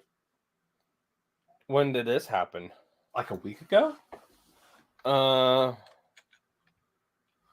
am I thinking somebody else? I might be thinking this. I think you're thinking of oh fuck. You're thinking of no, you're thinking of fall. It's NBA journalist. It's the No, it's there was a they did too. Yes, but I can't remember the name of the fucking site now. It's so irrelevant. I just can't fucking remember it. But it's I know the website that posted the article about the kid that was Kansas City Chiefs fan. Oh my God, he's wearing blackface. I know they went out of business a week ago. I don't see anything but Kotaku right now. But I do know they have been hot up on Sweet Baby Ink's ass. It's like getting caught up in the Sweet Baby Ink Kotaku stuff over the last week. It's that's yeah. All right, let's continue on. Because in the records that are provided by the ex-boyfriend, Zoe Quinn admits to raping him. This is a screenshot from the blog post, the Zoe post. Look at article number 4. I'm going to read this to you. I've highlighted the really important bit, but I'm going to read the entirety. Views on the ethics of infidelity, which she maintained is inherently wrong, even if the person who was cheated on never finds out. Because aside from willfully endangering their partner by the way of increased STD risk, if the unfaithful party then has sex with their partner, they are doing so under false pretenses, and therefore without their partner's consent. That is, sex with a partner who doesn't know you've cheated on them is sex without consent. Now follow that up with this. This is a conversation between Aaron and Zoe. Aaron, you lied so much, Zoe, and you made me feel so terrible about even entertaining the idea. You demanded that I don't trust logic and demanded that I blindly trust you, and you worried about me cheating on you, like I was the one at fault somehow. Zoe. No, I was worried because I didn't want to fucking lose you again. It wasn't about fault and it wasn't about you. I wanted to start over, and I guess I never thought I'd ever cheat on anyone. And then you made me feel like legitimately anyone could. Like if I could, anyone could. Aaron. And your spiel about consent? Zoe. I still agree with that, and I fucked up. I hate myself for it. Aaron. And so you had sex with me without my consent. Zoe. I'm going to barf. So John Walker and Stephen Totillo will greenlight articles talking about Max Temkin denying rape allegations that are made against him because they think it's so interesting and so important when a developer of a video game is accused of rape. Yet when they are presented with evidence that Zoe Quinn willfully admits that she had sex without consent, that she raped someone, they don't think that's worth talking about. They don't think it's an ethical double standard. You don't think there's a journalistic question of fucking integrity? I want to remind you that Stephen Totillo has a fucking master's in journalism.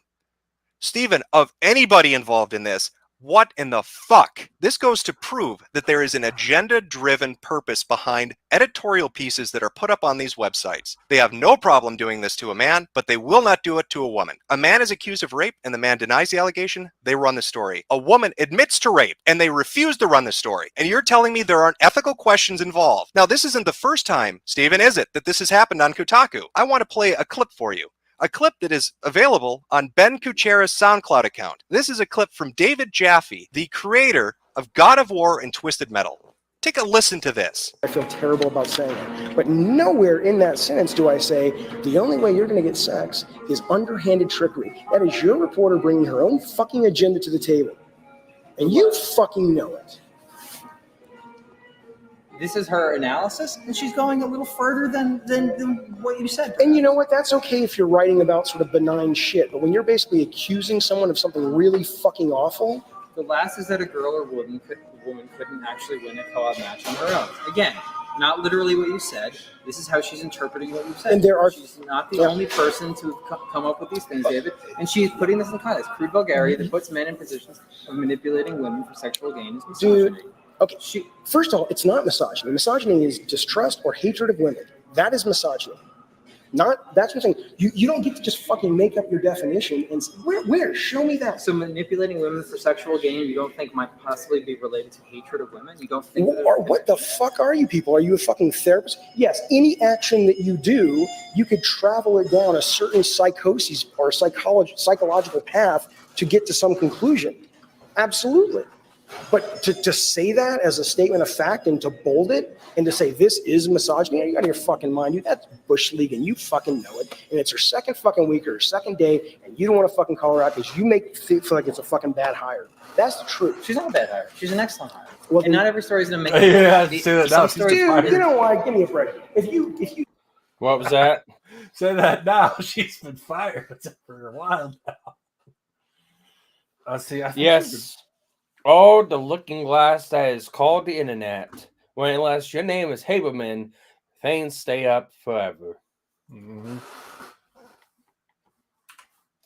You said Twisted Metal is shit. It's not relevant. It doesn't play well. That won't make me happy. But it's your opinion. You have a right to not only call someone something awful like a misogynist, or to imply that they're a misogynist very clearly, but to get the definition of misogyny wrong. And then on top of it, to basically get your facts wrong. Where in there did I say the only way to get sex from a woman is to be underhanded and manipulate her? Where did I say that? Never. She was talking about the tone of the interview and what you're saying in the act of promoting a game. Where do you want this to go, David? I don't want to go anywhere. I want to go. I'm respecting you because you keep reading shit. I'm happy to be done. Trust me, I'll be done with you. I'll be done with your site. I mean, it's bullshit, dude. It's bullshit. It's Bush League. It's bullshit. And you should be ashamed of yourself. You're a fucking real journalist. I've always respected journalists. That's bullshit. You know, fuck Gawker, man. Fuck you guys. We're done. You're done. Don't fucking write about what the fuck you want, but we're done. Okay, Dave. Now, the article that David Jaffe is referring to was one that appeared on Kotaku on February 7th, 2012, and was written by Kate Cox. I want to read some of this to you. Most trouble doesn't actually come from villains, and it doesn't come from people who actively stand around shouting, "I hate women." It comes from the thoughtlessness. By framing his statement as, "Let her win and she'll give you a blowjob," Jaffe said a few things he may or may not have meant to. The first is that only straight men could possibly develop an independent interest in playing his game. The second is that the best way for a... What? What'd say, Jim Max? Hello? All right, well, anyways. While I got this muted, I'll say something too. And it's like, false allegations or, trying to spin something up to something that's also needs to be called out too. I know of a situation that happened with somebody who was involved on the opposite side of Gamergate, and someone someone fabricated a screenshot from an old site from way back when, and basically claimed that, oh, well, this person raped his sister and liked it and stuff like that, which it was a fake screenshot. It was proven fake. And I was somebody's on the other side. Now, that shit needs to be called out too. And it doesn't matter if it helps or bolsters what this is against Sweet Baby Inc. If you see somebody faking bullshit just to try to get one up on own, you fucking climb up their ass and you fucking go Donkey Kong on them and you tell them to get the fuck away. So again, just like with like far left-leaning stuff like Kotaku and stuff like that, fight far right-leaning stuff with like Daily Wire and Matt Walsh and stuff like that. You see somebody trying to lay out deceitful tactics or, faking stuff or lying, like what you said, Jim Max, like those people look for Zoe Quinn to see if she is involved. If stuff's faked about that just hurts the movement altogether. It's like, oh, you see all these gamers are out here just trying to make shit up. That hurts. You don't want to do shit like that. Anyone who's caught doing it, fucking report their ass, fucking call it out. It shouldn't be tolerated. And for anyone who wants to know who this is, just type up Gamergate false rape allegations in Kiwi forums there and pull up exactly who did it. So a man to get what he wants is to come up with some underhanded trickery to apply. Crude vulgarity that puts men in the position of manipulating women for sexual gain is misogyny. Why is it that it seems time and time again, when it is a male developer on your website, Steven, you have no problem allowing people to post editorial pieces and read more into it than may be there. Yet when a female developer openly admits through her own definition that she has committed the act of rape, you don't post anything about it because there's nothing more to this, is there? Nathan Grayson's a great guy and Zoe Quinn's a great gal and Kotaku doesn't need to talk about this. John Walker, you're going to sit and lecture me on fucking ethics after you ran the Temkin piece, but for some reason you're not going to talk about Zoe Quinn? So protect their identity when they're a woman and throw them under a fucking bus when they're a man. Are you people for real? Steven, did you get your master's in journalism from the fucking University of the Twilight Zone? Because this is crazy town you're living in. So I just want to go over the standards. Well, X-Files. Got it from the X-Files. There you go. That harkens back to another one, Metokur series that he's done. What are your standards exactly, Steven? Or John Walker, or any of the people at any of these video gaming websites? What the fuck do you adhere to? What are your ethics? Apparently to you people, having sex with writers is okay. That doesn't create a conflict of interest. As if somebody at fucking CNN or the Washington Post could cover politics, let's say, and have sex with a candidate. But, oh, no, it's okay because after they wrote an article praising the product or the candidate, they started having the sex. So that's okay, even though it's a little weird, right? Because, that article came out on 3/31, but they didn't start having sex till 4/1, because that day difference, that's a big deciding fucking factor. Like people couldn't think, oh, maybe it's a little lie by degree. Maybe somebody wanted to cover their ass a little bit. I mean, shit, just because Nathan Grayson and Zoe Quinn were in a bed together after a GDC with a bunch of other people, there's nothing untoward about that. That doesn't say that they have a close friendship or sexual relationship. I'm sure Nathan Grayson decided he wasn't going to have a romantic relationship with Zoe Quinn until after he wrote that piece. That's fine in your mind. That doesn't matter. To all you people, you think friendships and sexual relationships, not a big deal. We're fucking game journalists. We don't have to have standards. Nobody fucking cares. Nobody looks at us like we have a real fucking career. Nice master's degree, right? Like, who gives a shit? We'll write whatever the fuck we want. We'll call ourselves a blog when we get people flinging shit at us, but when we want to get into a backroom conference or we want to interview somebody at Sony or get a demo kit or something sent over to us, then we're suddenly fucking journalists. Then we suddenly have integrity. Hell, at this rate, why not let our journalists financially support people too? Oh, wait, you already do that, don't you, Steven? I mean, there's nothing wrong with Kirk Hamilton paying Zoe Quinn money. And especially since this was going on since fucking July. Hell, why limit it to Kotaku? What the fuck? Let's get other journalists involved. How about everybody pay Zoe Quinn money? I don't know. Philip Collar, you want to do it over at Polygon? All right. Oh, hey, there's Ben Kuchera. Say it to my face, Ben. Hey, glad to see you're donating too. This is all okay. We're going to give money to developers we write stories on. We're going to fuck developers we write stories on. This isn't an ethical quandary to you?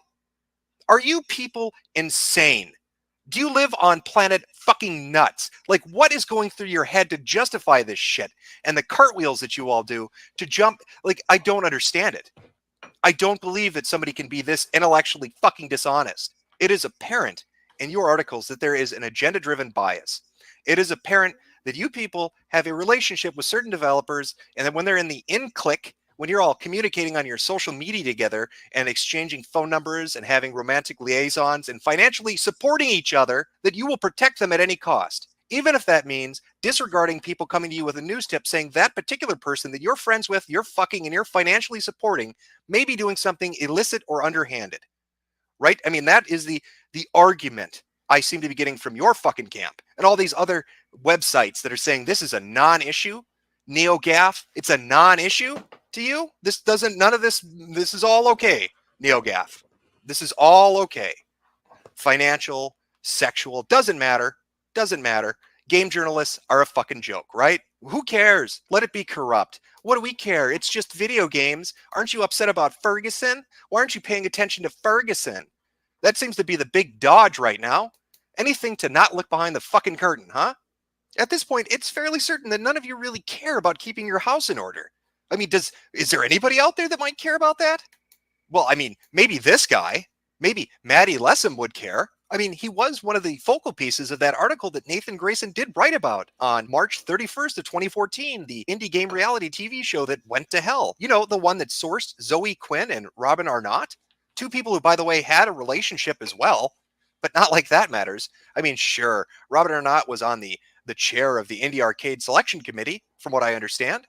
And Zoe Quinn does proudly display that she is the winner of that on her Steam page, on her product page, but I'm sure nothing's going on there. It's not like these people have pre-existing relationships. I mean, what exactly did happen to Maddie? Oh, we got Caleb in chat going, "What's up, Medica Sweeties?" It's like, since Gamergate 2 is here, we're just going through Gamergate 1, seeing the similarities between now and then. And they're quite astonishing. And also trying to look back and reflect on what happened back then, so the same mistakes do not happen now. Let me in the call. No, that's not going to happen. that's right. He got fired. His career got fucked over. You know, all those articles talking about him, all the buzz about how he fucking sunk that show and how he was accused of all these terrible things. So he got fired for that. I mean, we have all these articles. There was a one on Indie Stock, how the most expensive game jam in history crashed and burned in a single day, from Jared Rosen. Again, March 31st, 2014.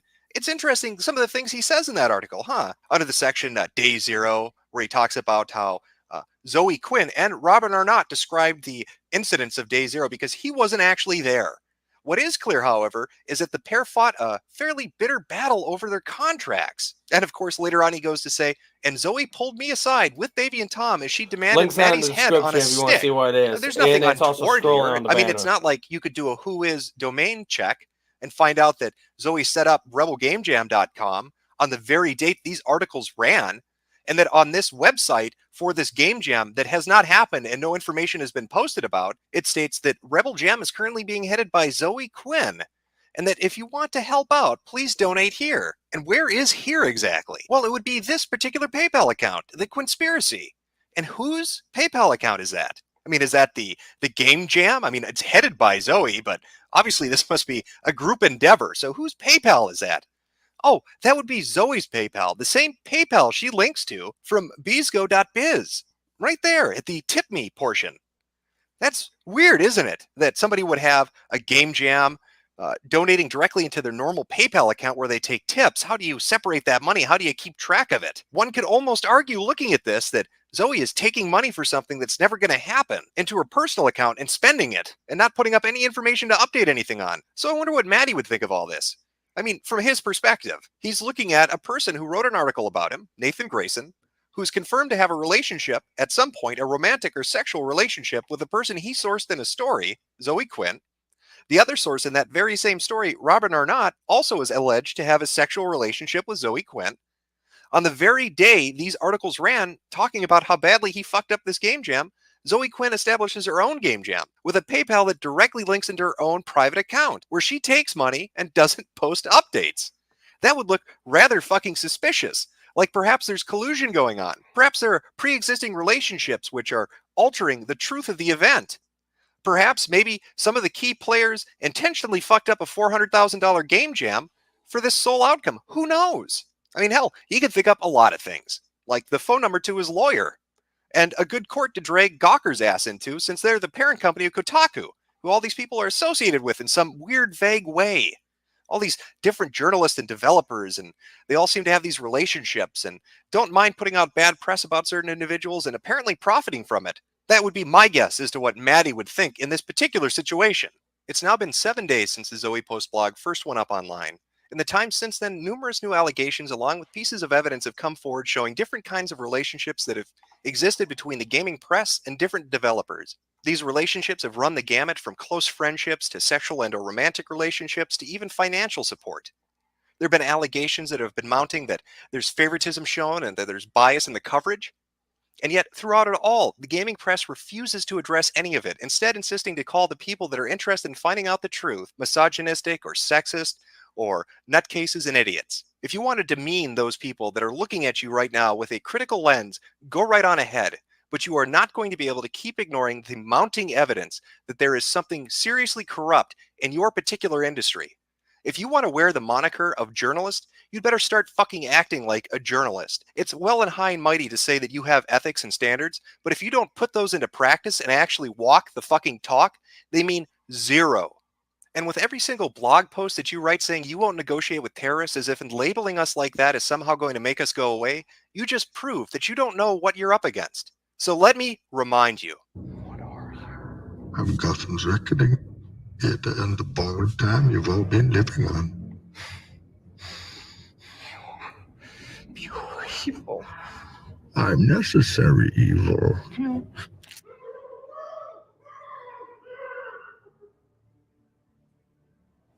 Sex for favors. Okay, and that is episode 2 of Quinnspiracy Theory from Internet Aristocrat. See, Caleb goes, such a young former gym boys. Yeah. If you want the link to the video, it is down in the description. This is multi-part essay series on the Zoe Quinn stuff with Gamergate. So, again, like I said before, we're going through and watching this just to see the before and now, what happened in 2014, what's happening in 2022. Not 2022, 2024. And just reviewing the similarities of what's going on. So with that, we're done with another video. We're going to go ahead and take another 5-minute break, another 5-minute intermission. Let me go ahead and throw up the deal. So I can go to the restroom, get another drink, and all that other good stuff. So just hang on. We'll be back. See, last time I played YMCA. This time we'll play Jim Camilla dancing while we're waiting. So be back in a minute. Okay, hold on. Here we go. Hey kids! It's time to have fun!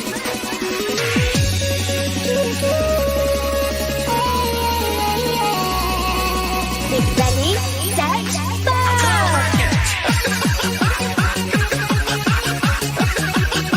What the fuck did that say? This is so good.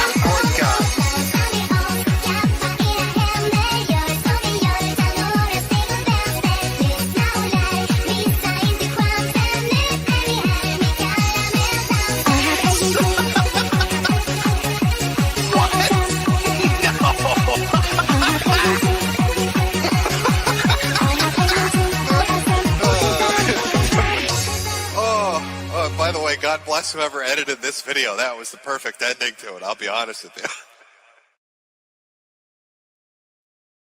you. I timed that just right. Came right back when it ended. Oh, Jesus Christ, that hurts so much to fucking move. Okay. So, well, hang on. I'm gonna bring this back up because I got a phone call to take real quick. We'll play this one.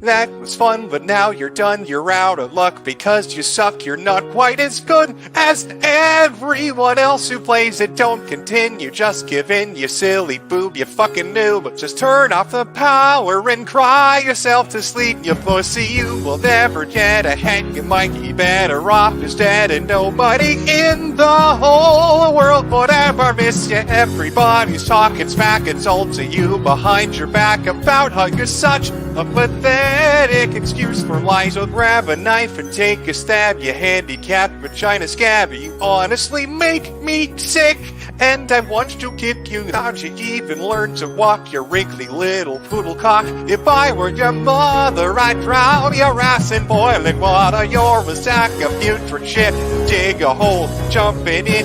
You really don't deserve to be left alive. So hold your breath until you're blue. Fuck your mom and sister too. Your family and friends will all die because of what you've done to it.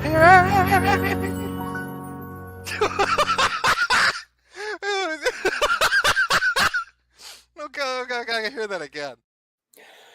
Okay, that was fun. Yeah, I had somebody on walk going, oh, we changed CCU out on truck. It's not showing the mileage. Well, no duh, because the CCU stores the mileage. How do we fix that? You don't, because it's illegal for us to change mileage in it. Okay, so continue on with this. Jim Max, you still there? I'm going to say Jim Max is dead to the wall because he is muted. So that's completely just fine. What we're going to do is we're going to continue on to part 3 of this. So let's see what we have on part 3. Secrets, cover-ups, corruption. I've heard things that'll blow your mind. And now I think it's time you get the whole story. I'm Jesse Ventura, and this is Quinnspiracy Theory.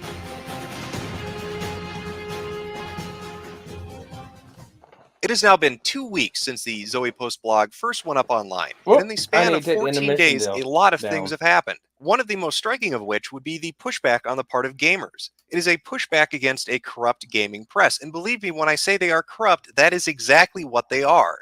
When this first started coming to light, they originally tried silence. They simply sought to ignore it and hope that it went away. But it didn't. When that failed, they moved on to censorship. Censorship which we can show, which evidence exists of, and yet that did not work. It just spread it even further, thanks to the Streisand effect. When censorship failed, they moved on to what they're doing now, which is mockery and attacking. And it will fail just like the past 2 attempts did. What they are not taking into account is people have had enough. And a prime example of that is the fact that we're even still talking about this. That we are on day 14 with a fucking hashtag Gamergate. That we are on day 14 with people in the movie industry, the television industry, the fucking music industry commenting on this. We are on day 14 where websites have some of the largest threads in their fucking history dedicated to this very thing. It is not going away. It is. Yeah, Caleb, it really does make you think because, oh, wow. Not talking about it. That's what Sweet Baby Inc. did. Trying to silence criticism. Oh, we gotta report and get this page removed on Steam that's pointing us to these other games that suck. To now mocking the gamers. It is a playbook. You can see it. It's stupid. And people say that this ain't Gamergate 2. This is totally Gamergate 2. The only difference is you don't have a purple-haired fucking cunt getting fucked by 5 guys. That's like the only difference. Although I won't be surprised if that was the case. nanny. is not diminishing and it is not dying. And that speaks volumes to what is happening, because the internet is a place where things happen in quick succession. You are lucky if you can keep the internet's attention for a day, True. let alone 2 entire weeks. And yet, still, the gaming media, the gaming press, these supposed so-called journalists are trying to act as if there's nothing here, that there's no corruption, that nothing needs to be addressed, or that anything that has been addressed as a result of this. Okay. Theoretically, she has changed her hair several different times. There's multiple different pictures of her with a pink, blue, red, yellow, purple, all over the place. And it's like, no. You could cover up. I'll put you like this: she could be a fucking Arby's special on the menu, probably with those pussy lips. So, nah. Sustained pressure is not a big deal. That it's really not as big as you think. There's no conspiracy, there's no collusion. You're all just deluding yourselves and thinking that things are taking place and they're not really happening. But we, the game journalists, we have your best interest in mind, so just shut the fuck up and we'll tell you what to think. Now, it's been hard to keep track of all this because so much shit has come to light. So many different pieces of evidence and links and connections between different individuals, because I'll say this right out front. I think perhaps the biggest fault, outside of the blatant fucking corruption, would be the arrogance of these people. The gaming journalists that exist are some of the most smug, arrogant fucking people you will ever meet. But that works to our benefit. They think they can't be held accountable. They think that their faults and failures don't need to be addressed, and they are arrogant and defiant in their behavior. And because of that, they have dragged their asses across social media to such an extent that massive amounts of connections and evidence just sits there. Now, because of the scope of things that have taken place, I want to scale it back. I want to ask a simple question. Before all of this happened, who would you have listed if I'd said, name me a reputable game journalist or a website that you trust? Well, I think most people would have answered Forbes, and I think most people would have said Eric Kane. He's somebody who people looked up to. He's somebody that we held as an example of somebody who we thought had our best interest in mind, even if we disagreed with him, because we had seen his ethical standards and practice. Now, Forbes and the people I'm going to be talking about have not in any way been connected to any of this. None of their names have been brought up. None of them have ever been shown to have been in collusion with anybody else. It's just a site with two guys talking about this. But I think it speaks to an issue of the disconnect between them and us, between the gaming media and the actual consumer. Now, the first article we're going to look at is by Paul Tassi. It's called The Truth About Video Game Journalism, and it was published on August 22nd, so roughly a week from when the blog post first went up. Now, in his article, he mentions that there's a scandal going on, but he's not going to mention anybody by name. He then further goes on to explain that this isn't really an issue, that games journalism is fairly mundane, that they're not going to jump on a dog pile to slander an innocent woman, and that he feels uncomfortable calling himself a gamer now because of the toxic mentality of these. Okay, so you're asking, you want to know who it is? So, Sweet Baby Inc. Founders Cam Blair and David Biold, however you want to fucking pronounce that. Then Montreal, California. Oh, not California, fuck. Montreal, Canada. Fuck. Why did I say that? And so here's Kim.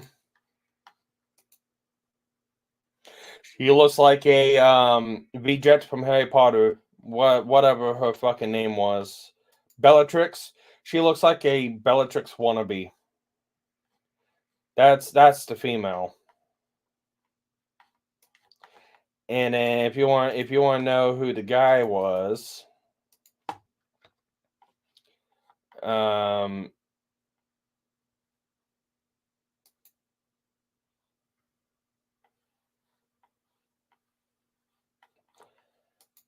well, that's not his actual fucking account. I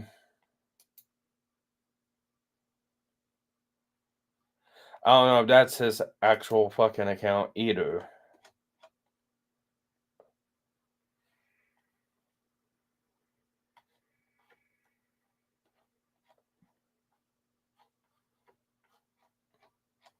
But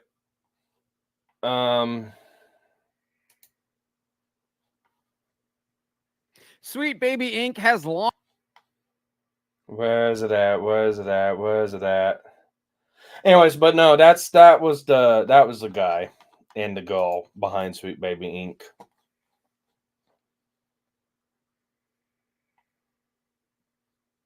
So no, the braids. He seems very gay. She is the queen of Wakanda. Wakanda. Maybe we can get her to. Yeah, no. Anyways, continue on. These people, of gamers that are curious about this, that want this to be addressed, because the bias is on our part and not the gaming press's part. It's our fault, not theirs. And while this article tries to come off as neutral and objective, it's quite clear it's not. Now, Tassi, as I said, he doesn't address any of the concerns. Instead, he says that she's innocent, and that's how he addresses it. He doesn't look into any of the evidence or any of the allegations. He doesn't want to jump on that dog pile. Now, you could look at this and say, all right, well, maybe that's his opinion. But then look what he writes on Twitter directly after publishing this.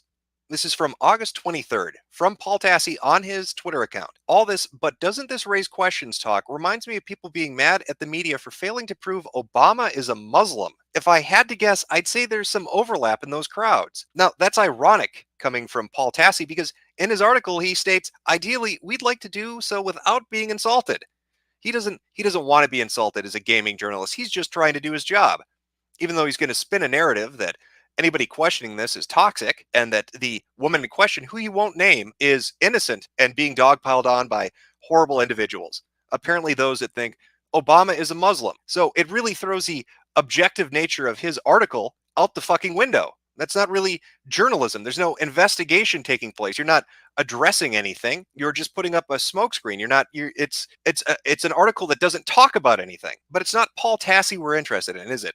It's Eric Kane. That's the guy we look to. That's the guy that's held up as the example, as the fucking example of what game journalism should be. He's the guy we trust.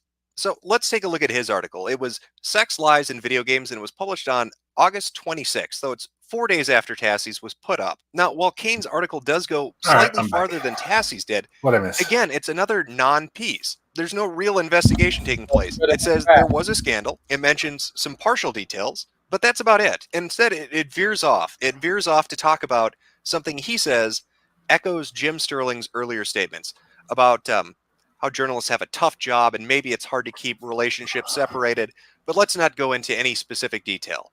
He even outright states in his third paragraph, remember, guys, if you want to comment and you're watching, you have a question, you want to talk about something, feel free to comment, whether if you're watching on Twitter or on YouTube, preferably YouTube, but I don't know which one I can see. So, yeah, feel free to interact. Yep. Gloss over the details. Then going on to further state, I've done the research. I've followed the various threads on the various forums, listened to the YouTube videos, seen all those little immigrant sleuth pics. And while a deeper look at the nature of the media industry relationship is warranted, this affair only serves as a leaping off point, not as a story itself. That is a sentiment we've heard echoed repeatedly since this began. They will not talk about this. They refuse to talk.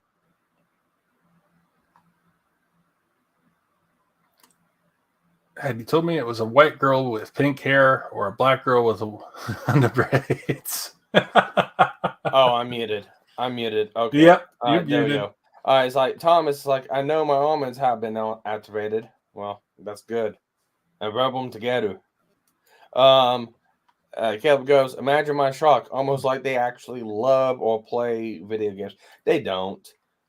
They don't. They don't love video games. They don't like to play video games. They like to make narratives. They like to put a game out. Yeah, they make games, but they want the shekels from it along with pushing their own fucking narratives. That's all it is.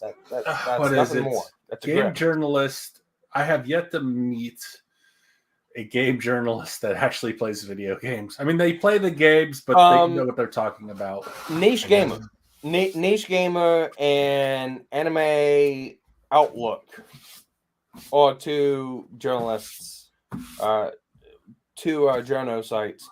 Yeah, they do stuff for anime, but they also do stuff for gaming too. They're very fair. They're very open, and they look at all sides. They've even called their own side out. So, yeah. And actually, if you want, I know Gator Gamer is going to be streaming something. I don't know when it's going to be. Hang on. Anime Boomer. I know it's on the. I see. Anime Boomer podcast. I don't know when he's going to be on. Let's see. Updated today. Yeah, Right. you know, the new. Right. Oh, they're actually on a different right now. character. He's the Soul Taker now. Yeah, So- and you treat him like the new character, but you know Yeah. that he's the Undertaker. Yeah. There's a reason a lot of people compare it to pro wrestling. But anyways, I'll put the link in chat for people if you guys want to go over there. And if we're still live, I'll direct over to him. So let me go ahead and put this here. There you go. Know where it's at. If you go over there, tell them Sparky sent you. So almost like they don't play games. And God, I'm not answering the fucking phone again. I am not walking. Fuck off. All right, here we go. Talk about this. And again, this is a publication that's not connected to it. And yet it presents an image of a gaming press that will not keep its house in order. It won't talk about the objective failures of other game journalists. They won't do that. You can't talk about that. That's not acceptable. It's ironic that his article's talking about the closeness of relationships when it demonstrates the thing he's talking about by refusing to address the allegations made in relation to the scandal. And that is what it is. We're talking about a scandal related to relationships between indie developers, Zoe Quinn, and people in the gaming press. It was the catalyst for what has set everything else off. You could no more remove Zoe Quinn from corruption in game journalism than you could remove Richard Nixon and Watergate from corruption in politics. It is the focal point. It is the starting point. It is the catalyst. By refusing to address it, you're hand-waving us off. Now, one of the things I find concerning about this is that very statement. I've done the research. What does that mean? What do you mean you've done the research? You're a journalist. If you're a journalist, this is my understanding of what a journalist does. They investigate. They do interviews. They make phone calls. They look into possible connections, financially or otherwise. They actually get out and do the legwork. Watching YouTube videos and reading forum threads is not journalism. That's what bloggers do. That's what I do. That's what everybody on the fucking internet does. Journalists take it a step further by investigating and looking into the allegations, possible statements or connections. They do the legwork. So I find it disconcerting that that's your research and that then you go off and to talk about these vague things without addressing the specifics. Again, just like Tassie did.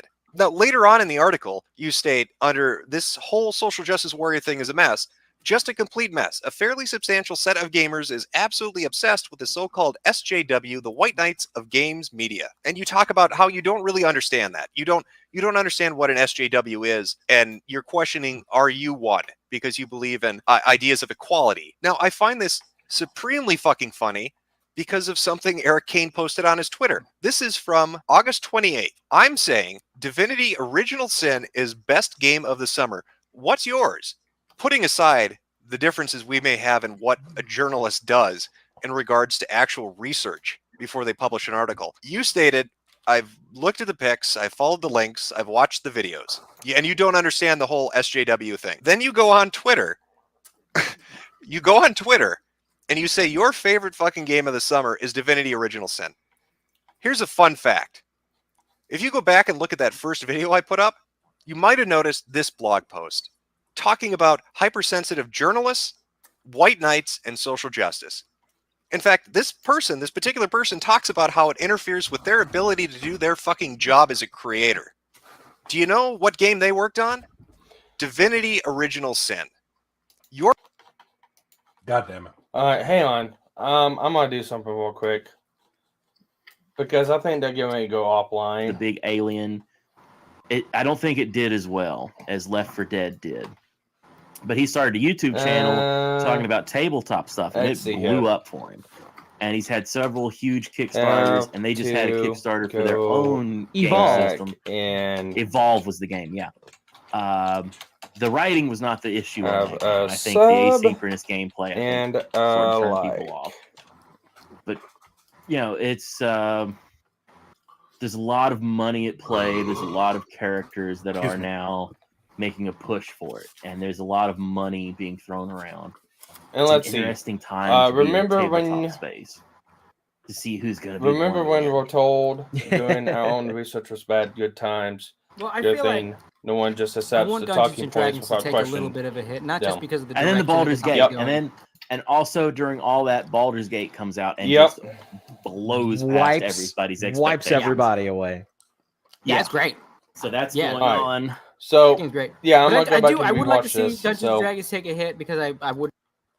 Now, with that being done, let's go ahead and continue on with this. Your favorite game of the summer. You don't understand social justice warriors. You don't understand how this entire thing that's been going on for 2 weeks is important, and you want to hand wave it off. But you've done the research. You've looked at the videos, and yet the videos, mine and others, cite this as a fucking source. And then you go onto Twitter and talk about this very game when somebody who helped create it is telling you these people are fucking with their career. But that's not newsworthy. Now, if you'd done the legwork, if you had contacted them and maybe set up an interview, you'd have a better fucking idea for what people are talking about when they say agenda pushing, when they talk about social justice warriors, and when they talk about the impact that has on not only the consumer, but the developer of games. It is just frustratingly disappointing that the people who are perceived to be the better of game journalism fall into the same fucking pitfalls of refusing to look into things when people bring them up and circling the fucking wagons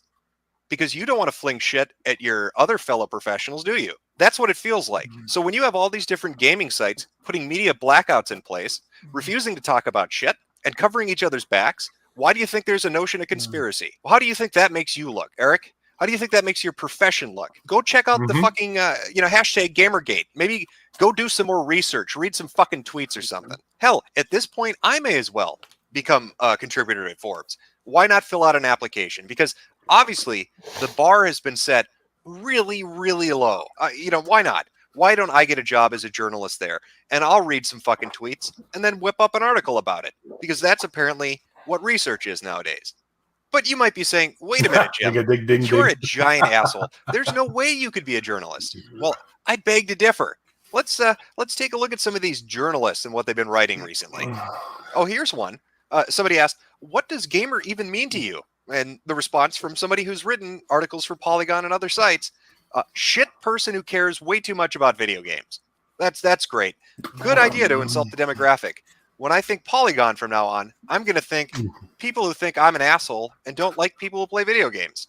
Oh, here's another classy game journalist. My Twitter is full of wound-up nerds proving my point all day. I love that as somebody who plays video games, to have the people who purport and claim to be fans of gaming and who want to think about gaming and work in the industry insult me. That makes me feel all warm and fuzzy inside. Nerds, geeks, shit people.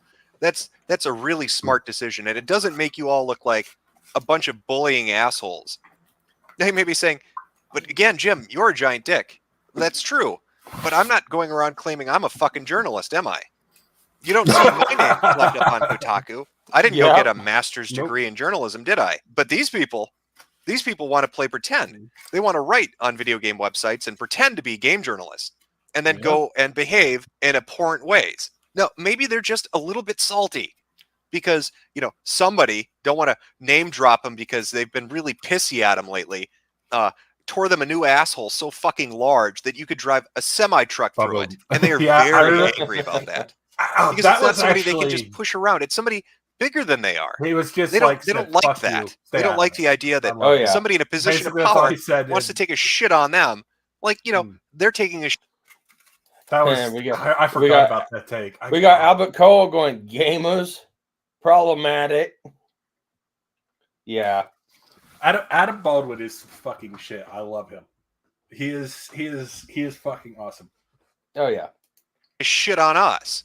But no, I really do think I think I'm going to become a game journalist. I'll even come up with my own agenda because agendas are okay now. Maybe you all haven't heard of this yet, but having an agenda and being a journalist are not mutually exclusive things anymore. It's totally okay. Take this article, for example. Announcement: readers who feel threatened by equality no longer welcome. Now, maybe you've never heard of this website, but it's apparently big in Australia. As they claim, we've also built one of Australia's most popular gaming news and review sites. And that funny little line under that, most experienced journalists. Well, let's see what kind of statements they make. As long as I am in charge of this ship, I will happily admit to pushing an agenda. Oh, and comments are closed on this article. That's another common theme among all these very brave journalists who like to go on Twitter and mock gamers. They'll immediately block them, and then they'll publish articles mocking them and close the comments because they are such brave professionals who are so open. Again, exact same bullshit we're seeing with this go around of Gamergate with the whole Sweet Baby Inc. stuff. Same fucking playbook. Open to honest feedback, that they run away like cowards, which makes you wonder, is there any redeemable quality to these people, to their profession, to these websites? Over the past 2 weeks, we've uncovered a treasure trove of things they didn't want to talk about. And throughout the course of it all, they kept telling us there's nothing to discuss, there's nothing to address. Take Polygon, for instance. Here's a statement they released this past week about Patreon support. Patreon, again, is a service that's like a monthly stipend. You're not creating a product, you're just getting paid to exist. That's what Patreon is. Think of it like the Kickstarter for people, except they never start anything. They just sort of lazily lay about because you're fucking paying the rent. Why would they get off their ass? Yes, it does. So here's Polygon saying that they see no issue with their reporters financially supporting people. So think the likes of Kohler or Kuchera, that's okay. We can't see any foreseeable bias that might emerge from you investing in people in an industry you report on. This is like black magic to them. They don't get it. It's hoodoo. It's all mystical and shit. But then again, this is Polygon we're talking about. It's not like they have ethics in the first place. I mean, after all, these are the people that allowed somebody to review a game who had a relationship with the developer. That's a real class act, Polygon. You're really lighting the fucking way to the future of journalism with your ethics and behavior these past 2 weeks. Now, Polygon wasn't the only one to release a statement. Kotaku did as well. Editor-in-chief Stephen Totillo released a statement about Patreon as well. His was different. He said they did find that there were conflicts of interest with people who report on an industry donating to people in that industry. So that will no longer happen to Kotaku. Now, you might say, isn't that great? Look, here's Stephen Totillo taking a stand. And in fact, didn't he also address that Nathan Grayson thing? I mean, it seems like Stephen is actually stepping up to the fucking plate. Yes, it seems like that. I'll grant you that. It seems like that. If you go back a little bit, you'll remember his statement. This is a part of it that he put up on Twitter before he had a chance to actually write something for Kotaku itself, talking about Grayson. My standard has long been this. Reporters who are in any way close to the people they might report on should recuse themselves from reporting about those with whom they're close. If they must report about them, disclosure is mandatory. Readers deserve that. Well, that sounds really good. I mean, that's a position we as gamers should be able to agree with. If you know somebody, you have a relationship with somebody, whatever it is, whether it's a friendship, a very close friendship, or a sexual or romantic relationship, or financial ties, you should recuse yourself from writing about them because it creates a conflict of interest. And I mean, here he is making all these public statements, so obviously he genuinely cares about this, except for the fact that Kotaku has tried to very quietly smooth over some rough edges without making too public of a statement. Now, what would that rough edge be? Well, none other than Patricia Hernandez. Buckle in for this one because it's really going to be great. Hopefully Eric Kane's still watching. I really think you should pay attention. Every time I hear him say buckle in for this one, I'm sort of going, oh God, that's AI MisterMetokur. Oh yeah, that was one of the little habits that Rogue put it in there. Yeah. As I buckle up for this one, it's like, oh God. But Yep. I think he uses those terminologies a little too much. But you can only do so much with an AI right now. Attention to this next little bit. It might be educational for him. Now, Patricia Hernandez had a couple of interesting Twitter conversations that got people looking through some things. Here's one she had with Christina Love. Patricia writes, "The neck region is kind of one of the best regions, period." Christina responds, "Gosh, I had no idea you felt that way." To which Patricia responds once more, "How are you supposed to play that off when you've dated me? Ah ha ha ha ha ha." And just who is Christina? Why, she would be a game developer. a game developer Patricia Hernandez wrote about. She did more than just write about her. This isn't a little positive press. She recommended you buy the games and put links into the article directing you to the fucking store page. Oh, but it doesn't end there. No, one conflict of interest, that would just be amateur shit. Let's bump it up a little bit. Let's bring in some friends too. How about Anna Anthropy? Another person Patricia personally knows, has a relationship of sorts with, maybe lived with, as you can see in this conversation that took place again on Twitter. And what do you know? Patricia wrote articles about her as well, giving her positive press and talking about her games and how interesting and insightful Anna Anthropy is. I also like those little updates on the articles, that address this. Oh, by the way, I know this article's fucking a year and a half old, but kind of had a relationship. Hopefully, if anybody stumbles on this in an archive somewhere, they'll be all right with that. But they sure as shit didn't know at the time, did they, Patricia? So it comes off as slightly fucking disingenuous, Stephen, when you'll make public statements when you're pressured to and address ethical problems when you're pressured to. But when you think you can kind of slip by it, you do something like this. You put a little addendum on there, and you don't address it in a upfront fucking public way. Which really begs the fucking question, what is it exactly that's going on here? Is it that Stephen Totillo doesn't know what his reporters are doing? Is he incompetent? It's spun as right round, baby, right round, like a rector, baby.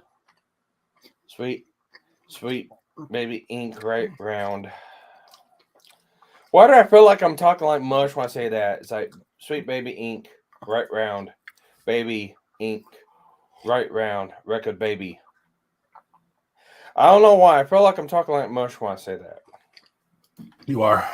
And oblivious to their ethical violations that are happening seemingly all over the fucking place, whether it's financially, sexually, relationship-wise, press-wise.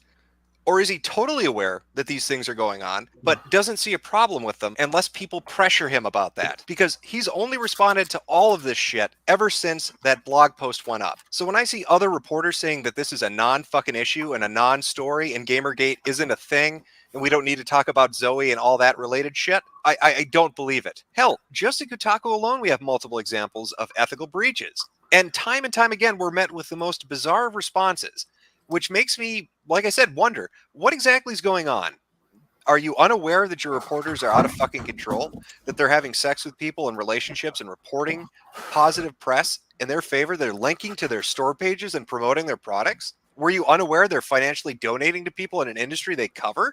Are you covering it up? Are you only responding because there's criticism against you? Do you genuinely believe in ethical standards for a reporter, for journalism? What exactly is going on at fucking Kotaku? What is going on at Gawker Media? Now, hopefully Eric Kane did listen to this portion because it leads me to this point. By being sloppy about how you investigate things, this is what comes about. And believe me, Stephen has been led down this road. Here's a statement from him 2 years ago in the comments of a Week in Kotaku article. This is regarding Robert Florence and corruption in gaming. Look at what he wrote in response to that. I don't think it's an important story, but that would take actual reporting to find out, and I just don't care enough about the latest supposed media scandal to ask my reporters to look into it. How pervasive is this attitude in your industry? No wonder none of you want to look at Zoe Quinn. It's not just that you have connections to her. It's not just that you're corrupt. You're fucking lazy.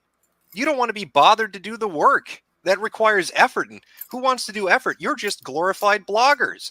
And apparently, people in the industry see right through you. They know exactly what you're up to. They know exactly how you operate. And they're just not going to be bothered with your bullshit. But now it's the customer. Now it's the reader. Now it's the consumer that's come around to that. Now, when the Zoe Quinn story first broke out, when this entire shitstorm first erupted, we were constantly told it was of no interest. They didn't care that she had been in relationships with people in gaming journalism, and this has been confirmed by Stephen Totillo himself after interviewing Nathan Grayson. This is his own statement, that yes, we did have a relationship, but the timeline doesn't line up. That's something that Eric Kane said in his article, and other people have speculated on and stated, and yet there's evidence that's floating out there that shows that's actually not correct, that they've had conversations about taking trips together, that the Las Vegas trip itself skews the timeline, and that there's more going on to it. But you don't want to investigate that because that's reporting and that takes work.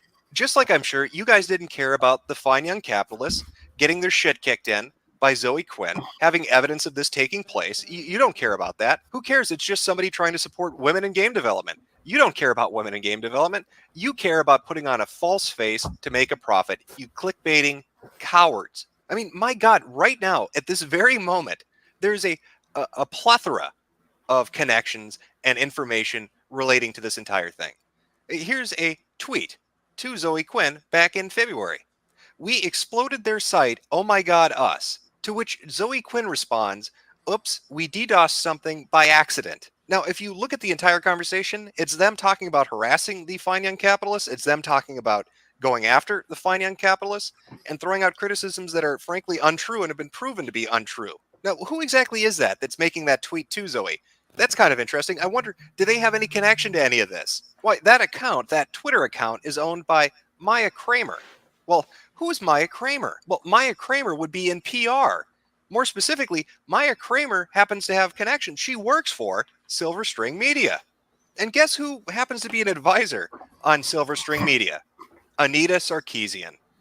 Well, what a fucking coincidence. But hey, that's not the biggest coincidence. Remember that Indie Arcade Award that Zoe got on Depression Quest and the people that are... Bombshell. Them freak. She is definitely a freak. Not in a good way. It's like, wow, it's almost like Zoe Quinn is an untalented hack. Yeah, she always has been.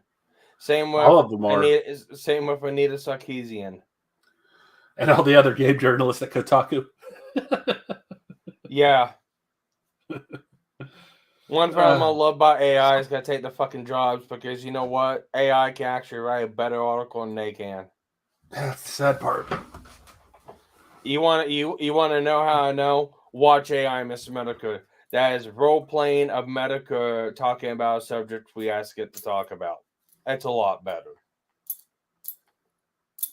That are responsible for selecting the games that get chosen for awards, the people involved with that organization, it wasn't just Robin Arnott, it was also Maya Kramer. Correct, she's involved in that too.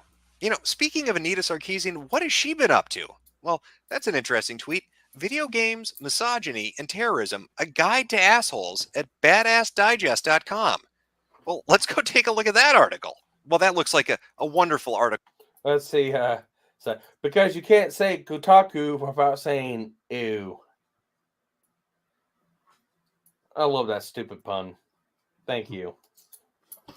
About good, positive gamer culture. I'm sure it's not spinning a narrative at all. But Badass Digest, why does that sound so familiar? Wait a minute, do I know who's the editor? No, I'm sorry, the badass in chief at Badass Digest? Oh, that would be Devin Ferrasi. You know, the guy who doxes women on his Twitter account. Don't worry about it though, Anita. It's not like you're a feminist or anything. And besides, he has excuses. It's just this stupid fucking woman. He doesn't care. He'll put her information out there, you know, doxing women on Twitter, giving them harassment. You know, he's got justifications. Oh, who cares? It's a temporary email account. What's going to happen? It's not like they'd get threatened or harassed. But Devin Ferrasi, why does that? It still sounds familiar. What else do I know him from? Oh, he was the guy that was making jokes saying that he respects ISIS more than the people who are against Zoe Quinn. Now, wasn't ISIS the terrorist organization that kills real journalists? I'm stunned. Why would Anita Sarkeesian, a feminist, be linking to a website run by a man who doxes women and supports terrorism? That's fucking crazy. That's almost as bad as being an advisor at a PR firm that has relations to a person that destroys game jams dedicated to women. Now, Mr. Ferrasi here likes to compare people that are interested in Gamergate to ISIS, as in saying that we have a jihad against them, that this is some holy crusade. Well, Actually, you want to know my opinion? I think this go-around is worse than the first time. Possibly. Just because of how it's branched out. Yeah, this time's got to be worse than the first time. He would be wrong. It's not a jihad. It's not a crusade. It's not even a revolution. It's a reformation. We are walking up to your front fucking door, and we are nailing our edict on it. Because we've seen what you've been doing to the thing we consider holy. You've been shitting it up with your corruption and your close relationships and your financial ties, and spinning narratives that basically desecrates the thing we love. And when I say something like spinning narratives, that's exactly what I mean. See, ever since this Gamergate thing broke and people started calling out all these websites on the shady, underhanded shit they've been engaged in, that's been verified by people at these websites, whether they've excused it or admitted to it. We suddenly got this. Plot twist, Gamergate 2, Gamergate 1 never ended. No, Gamergate 1 ended. It ended in a fireball of tragedy for gamers. It ended. It's just now taking up a new form. Instead of journalists conspiring with developers to go against gamers, it's now developers conspiring with equity, divestment forums, along with journalists going against gamers. It's like maybe Gamergate was the friends we made along the way. Yeah, brothers in arms. There you go. A barrage that took place between the 28th and the 29th of article after article after article, one after the other, non-fucking stop, all saying the same thing. The gamer identity is dead. Gamers are horrible people. Gamers are terrible. They're misogynistic. They're sexist. We need to get rid of them. Well, excuse me for being a bit fucking incredulous here. Every time I see Anita Sarkeesian's head, I just want to utter the words and the phrases: suck, start, a shotgun. Every time I see her face. One thing I can't defend about Gamergate, it gave rise to consent. If I remember right, Sargon's the one that gave rise to Kyrgyzstan, and he gave rise to Kyrgyzstan off of the ashes of Gamergate. So if I remember right, Gamergate was already dead by that point. So, and that was, again, a grifter trying to use the hashtag to give rise to go up and use it for his own fucking narrative, his own fucking grift. Again, this is one of the things that Jim constantly harps about. You see someone grifting off of it, fucking call their asses out. You see someone using it to drive their own narrative, call their fucking asses out. You see someone spinning up stories to go at, them, because if they're lying and stuff like that, call their fucking asses out, because this is what hurts it. Here. But when I see 10 fucking articles all drop on the same day saying the exact same fucking thing, it almost feels like, I don't know, a PR company might be involved. Like, these independent journalistic websites aren't really independent at all.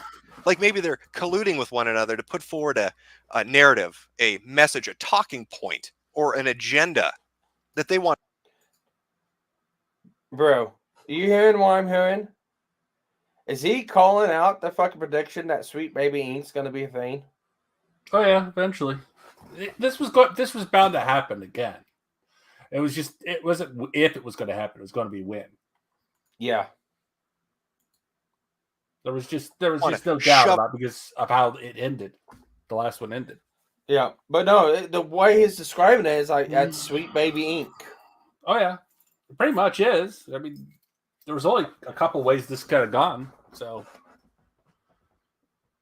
Yep. All right, let's continue on. Shoved down the throat of the consumer. It almost seems like a hissy fit, like tantruming children that are upset that they've been dragged into the fucking daylight where they get exposed. And hell, this video has gotten so long, I've talked about so much of this shit at this point, because there's so many fucking examples of it, that I can't even get back to the Max Temkin thing.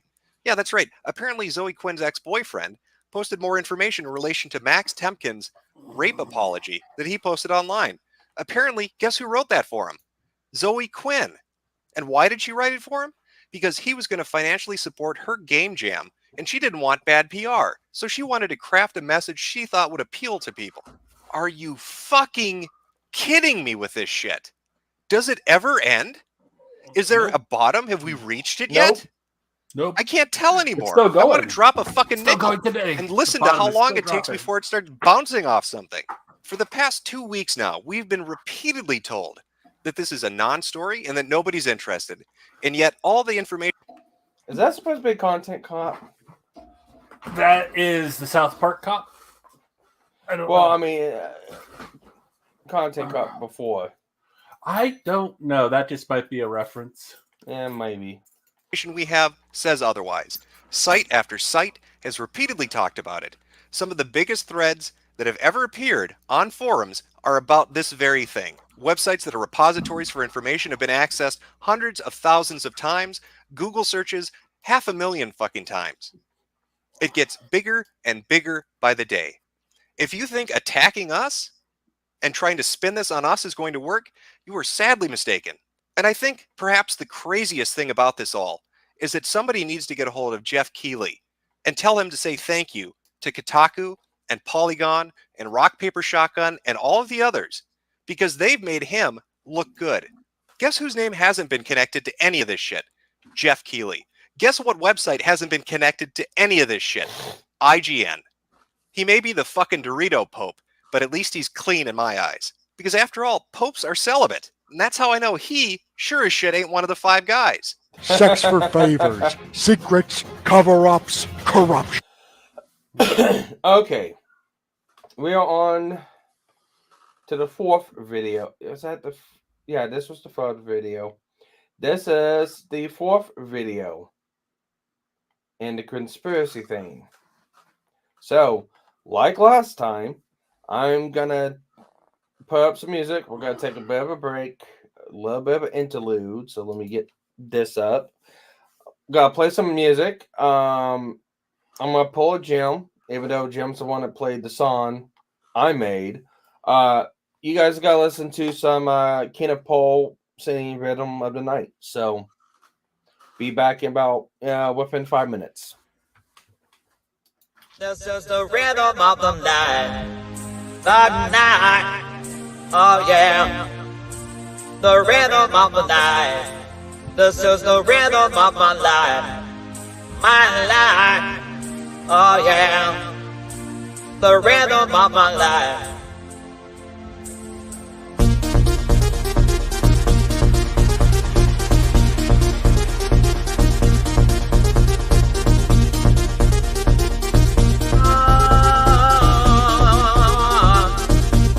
I know you want to say it.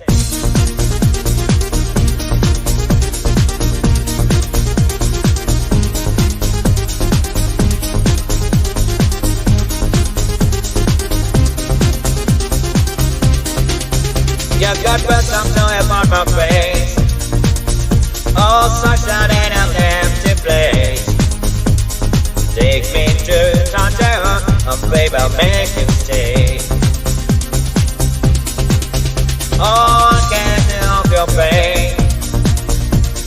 Baby, you give me life again. From this moment on, it's time I hear you say. This is the rhythm of the night. The night. Oh yeah. The rhythm of the night. This is the rhythm of my life. My life. Oh yeah. The rhythm of my life.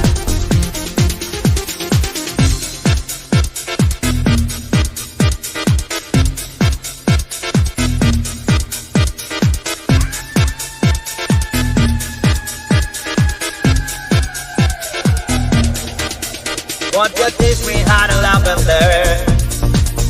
There's been nothing left for me to yearn.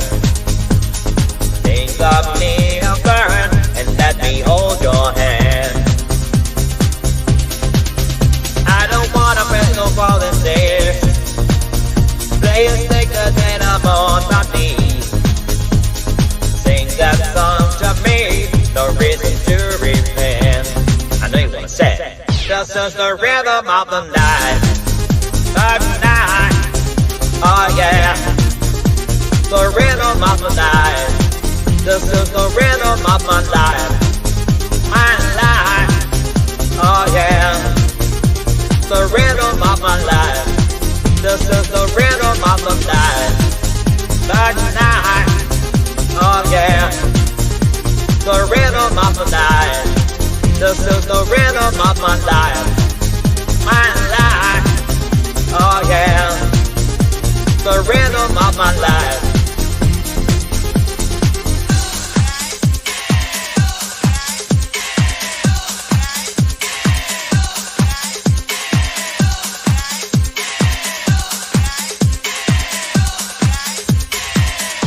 is the rhythm of the night.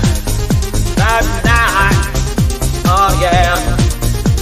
The rhythm of the night. This is the rhythm of my life. My life. Oh yeah. The rhythm of my life. This is the rhythm of the night. That night. Oh yeah. The rhythm of the night. This is the rhythm of my life. My life. Oh yeah. The rhythm of my life.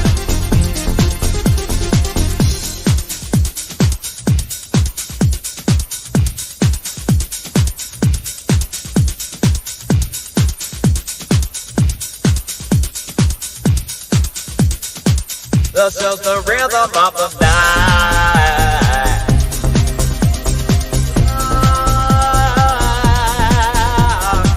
This is the rhythm of the night.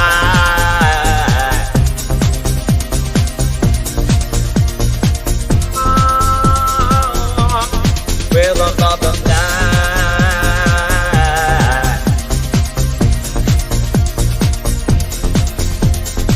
This is the rhythm of the night.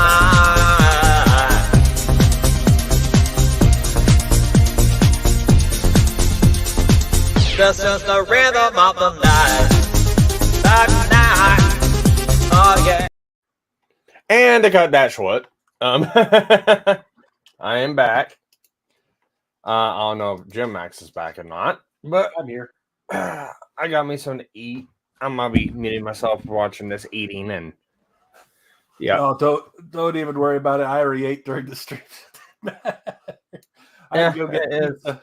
It's whatever. But we got Caleb going, oh no, oh yeah, oh yeah, rhythm of his life. Well, it's like, he loved the song, so it's not like it's a slight against him, even though everyone else seems to think it is. I mean, he loved it, so the haters love it, and yeah, it is what it is. So let's go on now to the fourth part of the conspiracy theory. I'm surprised we don't have a rogue here yet, so we'll see what happens. He might end up coming in towards the end of, who knows, maybe he won't. I've heard things that'll blow your mind. Uh-oh. Who cut the power off? Wait, what do you mean we've been canceled? I'll have you know, I was the governor of Minnesota. We're being replaced by who? Oh, look at me. I'm Jesse Ventura. My show got canceled. We all know who's government you're working for, Jesse. It's time the real truth came out. By the power of water filters, I will destroy corruption. No more sex for secrets. No more cover-ups. It's time for Gamergate. I wonder who did these voices. It sounds like it's Jim. The funny thing is, could you imagine if AI existed back then? Oh God, Jim would. Here's the thing. No, here's the thing. Jim's a boomer like me. I just wouldn't have bothered to learn it because this shit there's a lot of shit that I didn't start learning. Well, there's a lot of stuff that he's been using from other people for a long ass fucking time. Yeah, so. And he's not bothering to learn new stuff. I mean, the thing is, he'll rely on people like me. Get it? Probably. All right. Let's continue on with this.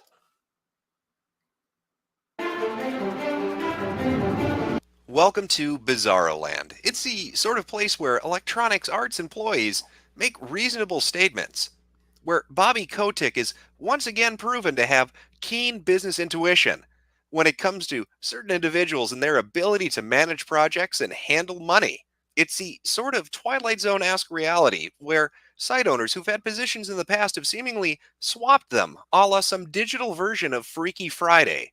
Why, even Hot Pockets has responded, saying that the janitorial staff from 4chan is doing an excellent job. In fact, they deserve a reward, and what better reward than the hot, creamy goodness of a nuked Hot Pocket burning and scalding your throat as it explodes in your stomach. It has been a wild ride. It's been a month now since the last video I put up talking about Gamergate and the issues that were popping up, and by God, a lot of shit has happened since then, and I want to try to condense it down and give you a sort of chronological retelling of some of the key events that have played out over the last 4 weeks. To do that, I'm going to have to breeze through some of.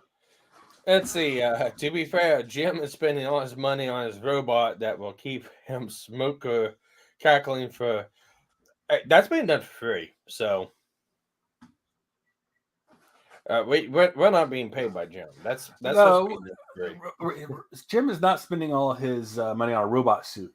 He's spending his money on a brain transfer machine into the internet. Yeah, he's actually shared articles. Sparky's working on that program. Sparky and secret. Rogue are working. That's a secret. Shush. We're downloading Jim's soul. We're going to trap it forever in the internet so he can keep on fighting the good fight, even if he wants to or not. So, yep, he's literally got to go insane. Pretty much already has. That's what he wants you to think. No, he wants you to think he's sane. He's not. Yeah. All right, let's continue on. Of these, but I'll provide plenty of links in the description. So if you want to go and check this out yourself, the links will be listed to different articles and screen caps, so you can go check it out and see what you think. So with that out of the way, let's jump back to September 1st and see what's happened over the last month. Well, the first week of September was just chock full of interesting events. In fact, news came from PAX about Zoe Quinn's panel. Literally, tens of people showed up for it. As you can see from this non-packed picture of all those not existing people sitting in those empty chairs. In fact, I heard one of the staff members at this event had told people to be careful with their pocket change in case they accidentally dropped something, and the reverberations of it created an echo so loud it was like a sound cone that would deafen people walking by the building. Luckily for Quinn, of course, DashCon members happened to be in attendance, and they had the solution that she needed. And it didn't even cost her $17,000. What a lucky day for Zoe Quinn. Now, right on the heels of that, we had two articles drop. One pro-Gamergate, one anti-Gamergate. And we're going to look at the anti one first. That was from Jen Frank for The Guardian. Now, Jen ran into a little bit of trouble. You know, apparently when you write an article and you have financial ties to the people you're talking about, that's kind of an issue in real journalism. And Jen apparently walked away from being a journalist for a little while in relation to this, because there was money coming from Quinn to her and from her going to Maya Kramer, who had a relationship with Zoe Quinn as well. It did not look too good for Jen Frank, and people were a little pissed off, to put it lightly. Image macros were circulating. People were talking to The Guardian. Now, Frank had released a statement essentially saying that she had wanted to put a disclaimer in there, but The Guardian told her, no, don't do that. A little incredulous about that, but doesn't really matter because we had a new challenger approach. Milo Papadopoulos, famous television actor from Webster, and also body double for Phoenix Wright. Now, he began to tweet out at the very beginning of September that he was going to start to cover Gamergate. He was going to look into some things. And his first article really caught people's attention because he wasn't tepid or timid in how he handled the subject. In fact, he wasn't afraid of these corrupt journalists or their little buddies in the indie game development scene. His article, Feminist Bullies Tearing the Video Game Industry Apart, was well received. It got a lot of buzz online because it was the first real article to take the other position, to actually look into it. Now, Milo doesn't have any investment in the gaming industry. He's not a gamer. In fact, he had to learn how to play video games. He did a couple of live streams about them just to get an idea of what the experience was like and what the gaming demographic was like. In fact, it would seem... So this is what Jim was talking about in the last stream. Time to play games. He wanted to write an article about it. That's what he was talking about. Okay. So a minute I thought he was talking about Anita Sarkeesian, but no, he was talking about Milo. All right. The very first week of September had a lot to do with news articles being released in news websites. Take the gaming website TechRaptor, for instance. Not only did their site host pull their support from them, sending them to talk about it publicly, saying, hey, you know, we've got an issue to deal with. We're going to have to look for a new server. You can see this in the screen cap. This is the conversation that was taking place about this. But it would seem that after that got resolved, they were shadow banned from Reddit. And on top of it, they had their website attacked in some manner that took them a few days to even be able to address it and fix the issue. Now, as a side note, I'm going to put a link to their website in the description because they were one of the very first websites to really even try to talk about this. They're a smaller website, and they tried to go to bat for gamers. They tried to talk about the issue because everybody else was being quiet about it. Nobody wanted to cover the issue. And as a response, they got harassed. They had their site taken down. They got banned from websites where they could promote or talk about their work. And that's unfair. It's unfair to the little guy trying to make a name for themselves in the industry. So if you're interested in gaming news, check it out. Give them a look. I'll also have Games Nosh down there as well, because they were another site that really tried to at least talk about it. Both those sites really stick out in my mind from the very beginning of all these things that have happened until this point today. Of course, not wanting to look like less of a prick than their gaming journalist peers, GamerRanks decided to fire a few shots off at the fine young capitalist, saying that they don't have an excuse to be safe from scrutiny. In their hit piece, GamerRanks went after them and picked apart at what the fine young capitalists were about, and they were very brave too by closing the comment section down so they didn't have to hear any feedback. Now, that doesn't surprise me, considering this is a website associated with Ian Miles Chong, former white supremacist. In fact, he might be the only Asian white supremacist I've ever heard of. That is one hell of an accomplishment, Ian. You can see from the screen. Wow. Even back in the day. Yep. You're being picked apart. Yeah, still is today. Can't wait for him to get. I can't wait for the rumors to be true and he gets executed. Who? Ian Miles Chong.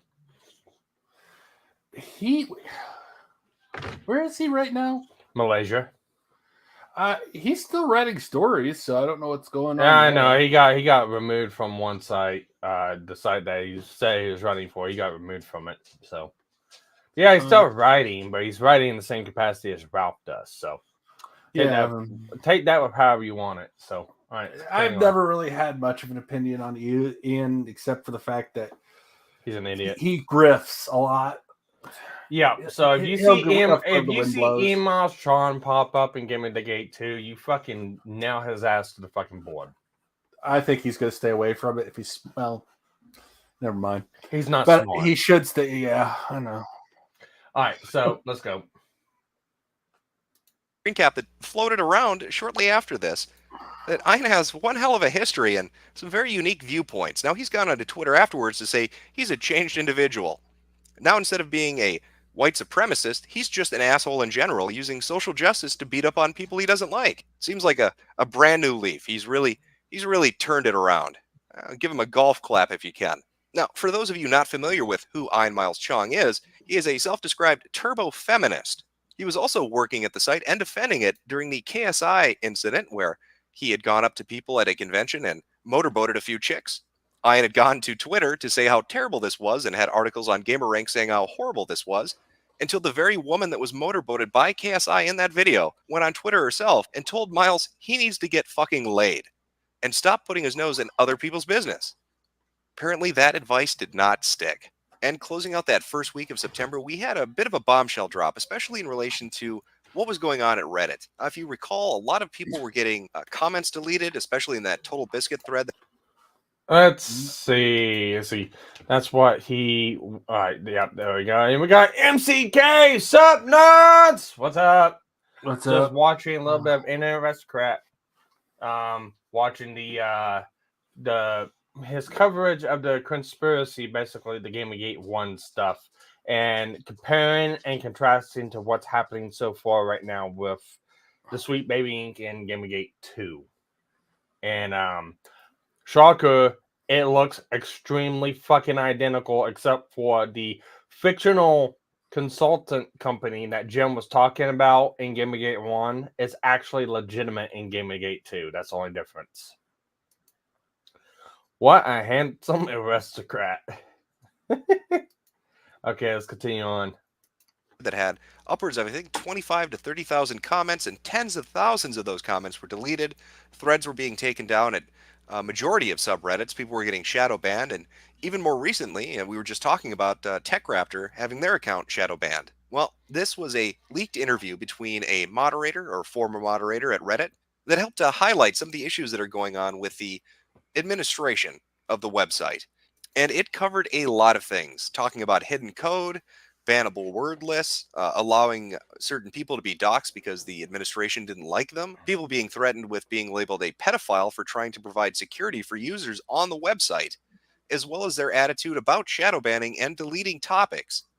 Now, that audio interview is up on SoundCloud. I'll have a link down in the description if you want to go listen to it. It's about 40 or 50 minutes long, but it really gives some insight into what the hell's going on over there. If you've been shadow banned, if you've felt some weird things are going on behind the scenes, it really helps to explain exactly why you're not crazy and probably what you're thinking is happening is actually happening. Now, not to be outdone by week 1, week 2 was right out of the gates. It started off with its own bang. That was a Lord Cat stream on Twitch TV in which he was talking to some people about an upcoming video that was going to be released. That video, Indie Feasible, was put up by Camera Lady and Short Fat Otaku. That was the channel on YouTube that it appeared on. In the video, there were quite a few allegations about IndieCade and the Independent Games Festival and talking about the relationships these people had and information that had come to light after the Polytron hack that took place about 2 or 3 weeks prior. Now, the video was taken down, and there's been some debate as to the exact reason why. There seems to be some sort of legal issue about the information that's in the video itself. I don't really know. I haven't had a chance to talk to either of the individuals that put the video up. I know they've made some statements, and I know that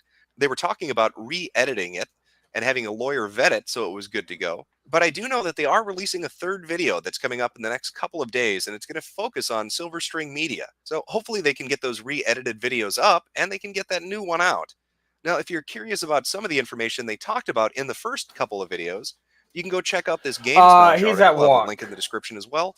It goes. Rogue is at walk. I'm doing this because He I should be getting home in about an hour or so. Yeah, but we'll he's probably probably- going to eat. We'll probably be done by the Clean time up he and gets rest. in. So he's probably just. We will be on tonight for GNF. If you want to come by tonight, it will be on my channel and on Flickerbox TV, along with like 2 or 3 other places. But if you want to come by and say hi to Rogue Den, you're more than welcome to. That will be in 3 hours.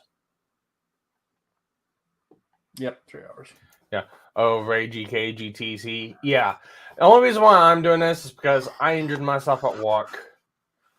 I can't bend. I can't move. I'm basically in the same state of I need Zenny berries like Jim, because it hurts to move around in my fucking office chair. I don't know what the fuck I did, but I did something. Did you lift something or just move wrong? I moved wrong. Oh, that's the word. I got in a truck and I moved wrong. And I couldn't get out. And I finished the rest of the day yesterday. You know, meandered my fucking ass home, lay down, and I had a chiropractor's appointment today, which I did go to. But I was going to attempt to go to work, and yeah. Not being able to get up and not being able to actually put socks on in my pants and stuff like that. It's like, yeah, no, I'm not going to walk. Was he able to put you right somewhat? For a bit.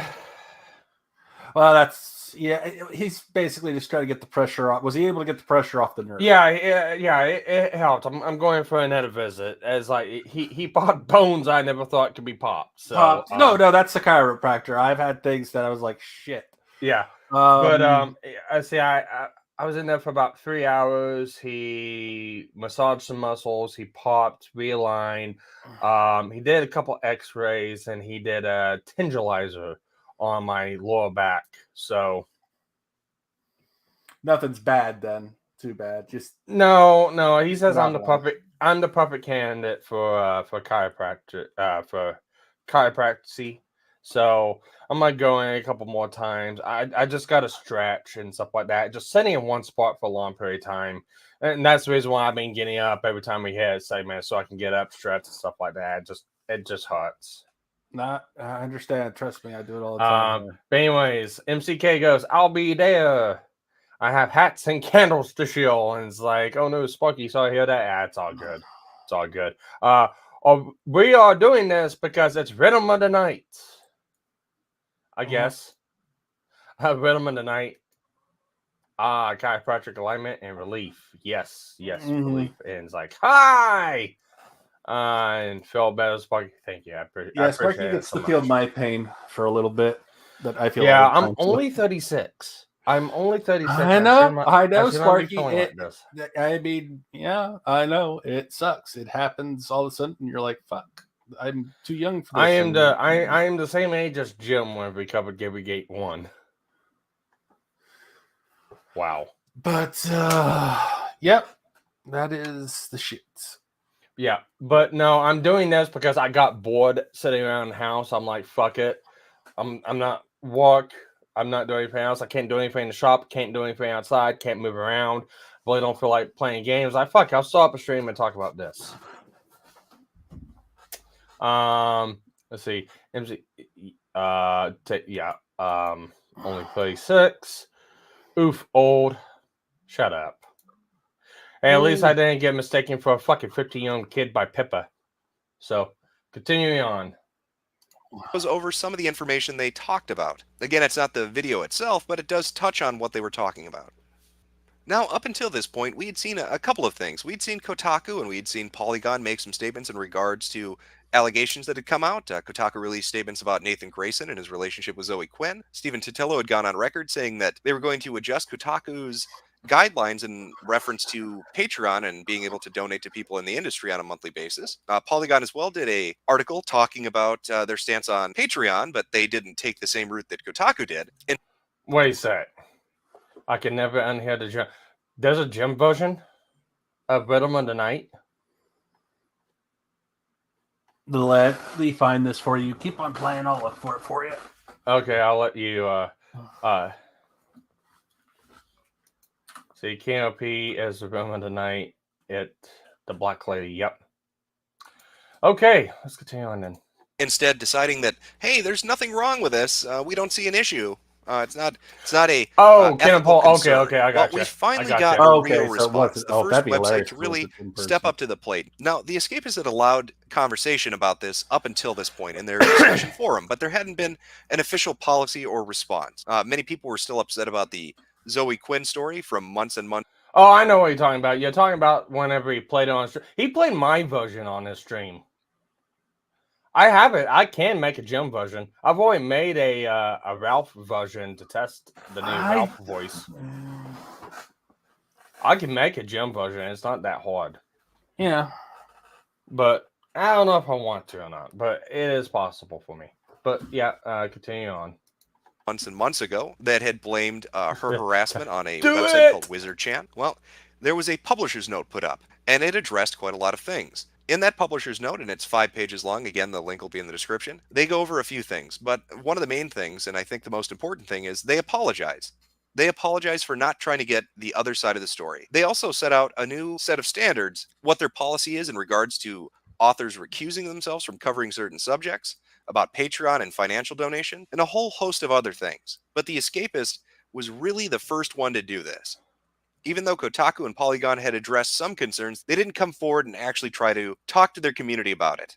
Also this week, we had Milo releasing another article talking to games journalists directly and telling them that he thought they were reacting poorly to the concerns of gamers and those that felt that there were issues going on in the industry. No. Another piece of news that came out during this time, because people were starting to talk about corruption on all levels in the journalism industry and in gaming itself, was this post that showed up on subreddit Kotaku in Action. This was posted by somebody who said he worked in the Australian gaming journalism business. Now, he had a lot of things to say, but one of the more interesting things that he had put up was that there had been a hack of forums, that 40,000 accounts had been put in danger, and that EA had not responded and the gaming press had not responded because they had relationships with each other. Well, 2 days later, Cinema Blend put up an article. And in fact, EA admits 40,000 users were hacked after a whistleblower steps forward. Let that sink in for a moment. Here you have somebody posting and saying, hey, because of a relationship between this video game company and journalists, this was a story that was not reported on. 40,000 people, their passwords, their usernames, potentially their emails, and personal identifying information were put at risk. But this story was not going to be covered because of close relationships between the gaming press and the industry they cover. And this isn't just smoke being blown up your ass. Somebody actually looked into this. And sure enough, it turns out that actually fucking happened. This is another clear-cut example of the problem when you have too close a relationship with the industry you're covering. The first of which would have been the Fine Young Capitalists not being able to get anybody to cover their story. And of course, up until this point, right now, we're in the middle of the second week of September, that's still happening. Here's Jason Schreier of Kotaku saying, hey, I'm not going to cover the Fine Young Capitalist story. It's too messy for me. And I don't think it's, the fact that this is responding to Ethan Ralph is sad. I know. So if anyone knows, this is how Jim met up with Ethan as for Gamergate. So, well, they used to be. I wouldn't say necessarily friends. They were pretty much friends for a little bit. They were friends for a little bit until he tried to do Life for a Nation to even with even with the stuff that he did to Faith. Jim's still kind of associated with Ethan, but it was whenever you attempted to do Life for a Nation to Gator, that's whenever Jim said, "Fuck you." No, that's true, but it was mostly until Ralph was pretty good until he started. He was doing drugs. It's not like pot and other shit, but when he started getting into the hardcore shit, that's where he started getting into the Xannies and to the basically where he was starting to do harder and harder drugs. And like I said, he used to be a really good guy, and then he turned shit. Not a really good guy, but a decent guy, and then just fucked up his life with drugs. Yep. So let's continue on. Interesting enough, or I don't think there's enough valid points. I don't know what exactly his deflection was. You can read it here. It's in a post that he had put up. Not that it really mattered, though, because the Fine Young Capitalist on September 11th hit their fundraising goal. In fact, they didn't just hit it, they surpassed it. So all the people that had donated had succeeded in helping them reach that goal and push that game development process further ahead. Now, you may be wondering, with all these things that are happening, you've got Reddit mods coming forward and saying that people are trying to hush up conversation about this. You have evidence that moderators are talking to Zoe Quinn and suppressing conversation. People are coming forward from fucking Australia saying EA accounts have been put in danger, but nobody will cover it because the journalists are friends with the people at EA. You've got the escapists coming forward and saying, hey, we fucked up, we're going to address it, and we're going to reform our policies. You have the Fine Young Capitalists hitting their fundraising goal. And yet, still, at this point, no other sites are talking about any of this. The Gamers Are Dead articles had come out, and that was really it. So you would think it would be weird that Jason Schreier would say there's not a story here. Well, you're going to find out exactly why nobody was covering any of these things. You'll find out why Jason Schreier didn't think this was of interest. Because in week 3, a fucking nuclear bomb is dropped on the heads of these shitty, corrupt game journalists that help to highlight exactly what the fuck is going on. Now, I want to preface week 3 before we get into it, because there are a couple of things. I'm trying to give you a short and dirty chronology to what's going on. But a lot of things happen, and the timeline in which they happen is kind of important. It's going to be important later on, specifically when I'm talking about 4chan and Moot, when I'm talking about XOXO Fest, when I'm talking about all these things. So I'm going to try to lay it out as it happened, but I want you to pay attention to the dates that these happen on. Now, at the start of week 3, we got introduced to the Kool-Aid drinking crazies of XOXO Fest. In fact, people started doing image edits of pictures that were coming from this particular convention. The one you're looking at right now is a pretty good descriptor of the vibe you get when you're looking at XOXO. You see a lot of the same type of person, 20 to 30-year-old, white suburbanite, educated, entrepreneurial, hipster fucks would be the best way really to describe that crowd. And then mix in a little bit of venture capitalism, and that's pretty much what you have. But a lot of the people who attended this have been related either directly or tangentially to Gamergate itself. You had people like Leigh Alexander from Gama Sutra who was there. Anita Sarkeesian was there. And as we'll find out in just a little bit, Moot, or Christopher Poole from 4chan, was also there. Now, on the 16th, Based Mom, Christina Summers, released a video, a factual feminist video, asking, are video games sexist? And she looked at the issue and she came to the conclusion that, no, gamers are not a demographic of horribly racist, sexist people that are out to hurt others. Look at all the trash. They're just devoted to their hobby. They like video games. And at the end of the day, that's what they want, just good video games. People liked the video. They responded quite well to it. Of course, the game journalists didn't. We got a lot of articles after that video came out attacking Christina Summers. They were up on Polygon and other websites, and they tried every avenue of attack. She's a conservative. She's not an actual feminist. She's suffering from internalized misogyny. Anything but addressing the points the video raised. Now, beginning around the release of this video, nice, and Christina, up until about the 19th, so in the span of 3 days, people started to notice something happening on 4chan, specifically on the V-board and even later on Poll. They noticed mods were doing it for free much more than they usually did. The frequency of them fucking with users was increasing exponentially every day. Now, we would find out exactly why that was in just a little bit. But first, that bombshell. Now, Milo had hinted that something big was coming out. He had said, you guys aren't going to fucking believe this. All those talks that you've had, all the speculation about there being some kind of coordinated attack, especially when you consider that the Gamers Are Dead articles seem to be a coordinated attack. You had 12 to 14 articles in a 24-hour period of time with the exact same spin, the exact same narrative, all yelling at gamers who were upset that video game journalism might be corrupt. And to gamers, that looked like there was something going on, like there was a secret group coordinating what was happening. Well, the bombshell hit. There was a secret group, Game Journos Pro. Now, the list had been established about 4 years previously by Kyle Orland of Ars Technica. And among the members, you will find prominent figures from nearly every video game journalism website. People like Jason Schreier. You remember Jason, who just a week before the article had come out had said, I don't want to cover the fine young capitalist. There's no reason to do it. I don't see a story here.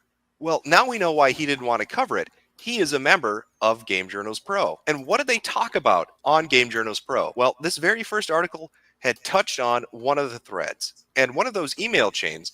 And one of those email chains was about Zoe Quinn, how they were going to handle the story, how they were going to handle the fallout of it. And you can notice, and I highly encourage you to go read the article that Milo put out, because he has snippets up of exactly what they said. And in fact, later on, he'll release even more information about this particular group. But you will see they keep almost each other to the day if it was a couple People like months Ben ago. Kuchera would yell at others and tell them that he was going to stop talking to him at that Yep, exact moment pre-Trump. because he wanted to remain civil. Greg Tito of The Escapist was on this particular group, and he had said, we have a conversation Big going on math. at The Escapist. I don't necessarily agree with what's being said, but I don't see a problem with it.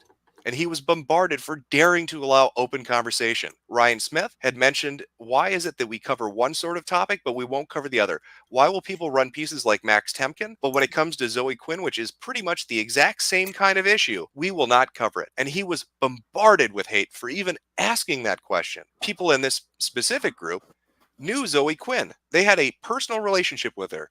One particular individual talked about having conversations about. All right, so the thing is, like, remember when we liked Milo before he spoke out the bad parts out loud? Oops, being gay is 100% a choice. Yeah, well, Milo also, he let this get to his head, and I do believe Jim points to Milo as being one of the individuals that tried to grift and monetize from Gamergate itself. So eventually, not at the beginning, but not at the get-go, but later on, whenever everything kind of started coming out. And again, this is one of the reasons why Jim fucked off of Gamergate, was because of shit like this. So again, you see grifting, you see people trying to push a narrative, you see anything like that in the Gamergate 2 hashtag. If you see that, fucking call their asses out on it. Be right back. AFK. Okay, MCK. Identity is okay. You didn't see the second comment I made because censorship. Grimmers. Yeah, no. No, we're boomers. Yeah. I'm a boomer. Sparky's engine. Yeah. Yeah, there's a reason why, because we don't talk about that. I really don't care. About his relationship with her, and specifically mentioning the feel better gift that was proposed in this group itself. If you remember the developer letter that was circulating around, that was signed by people in different video game companies, saying that they wanted peace and, give peace a chance and everybody should love one another and hold hands, you will see the predecessor of that discussed by games journalists weeks before that letter. Hang on. In what world do gay men need mentors? In what world do straight men need mentors? That's you can't just throw that to. It's called fathers, asshole. Yeah, you just can't. You just can't throw that to one side. It happens on all sides. So yeah. Ever materialized. They wanted to do the exact same thing, but with game journalists, and the idea was shot down because it would look too suspicious. So how fucking convenient then that after that was proposed in this secret group of game journalists who were stifling conversation about Zoe Quinn and about gaming journalism corruption. How convenient is it that their proposal is put a halt to, and then all of a sudden game developers decide to do it? It's almost like they used their connections and personal relationships to get game developers to do it instead. Remember, in week 2, we had the story about somebody saying games journalists wouldn't cover a story about a forum being hacked because they were friends with people at a video game company, with the developers. So it's clear that there is an incestuous relationship going on here, that there's collusion taking place here. This was a damning article. Now, they tried to deflect and they tried to act like this wasn't a big deal. However, reading through the conversations, you can see that it's complete bullshit from their part. Now, going back to our timeline, as I said, the week started and we had all these weird pictures coming out of XOXO Fest. And then we had Summers release her factual feminist video. And then came the bombshell, as I said, Milo released the Game Journals Pro article, his first article about it. Well, during those couple of days, people had noticed the heavy moderation taking place on 4chan, and they wanted a direct answer. They tried asking mods, and mods had told them to go fuck themselves. Well, finally, Moot steps in, and of course, he comes to save the day, right? This is Moodles. This is Christopher Poole. This is Mr. Free Speech. Well, you would be dead wrong. It was an He posed Aristocrat. this. Gamergate discussions will no longer be allowed. And pretty much go fuck yourself. If you read that last line, I know the screen cap might be a little blurry. I apologize for it. But he essentially takes a parting jab at people interested in Gamergate and tries to tell them to fuck off and that they're no different really than Guy Fawkes mask wearing idiots. That is a level of respect he has for Gamergate. And the fact he's using Anonymous as an insult means he doesn't give a shit about them either. Now, I'm not going to go too much into depth right now. Like I said, I just want to give you a basic timeline. But be aware, at this convention Moot was at, along with people like Leigh Alexander and Anita Sarkeesian, were venture capitalists. Venture capitalists who he had previous relationships with, who funded projects he worked on. And we would also come to find out, and again, this will be covered more in depth later on, that he had relationships with people working directly at Gawker.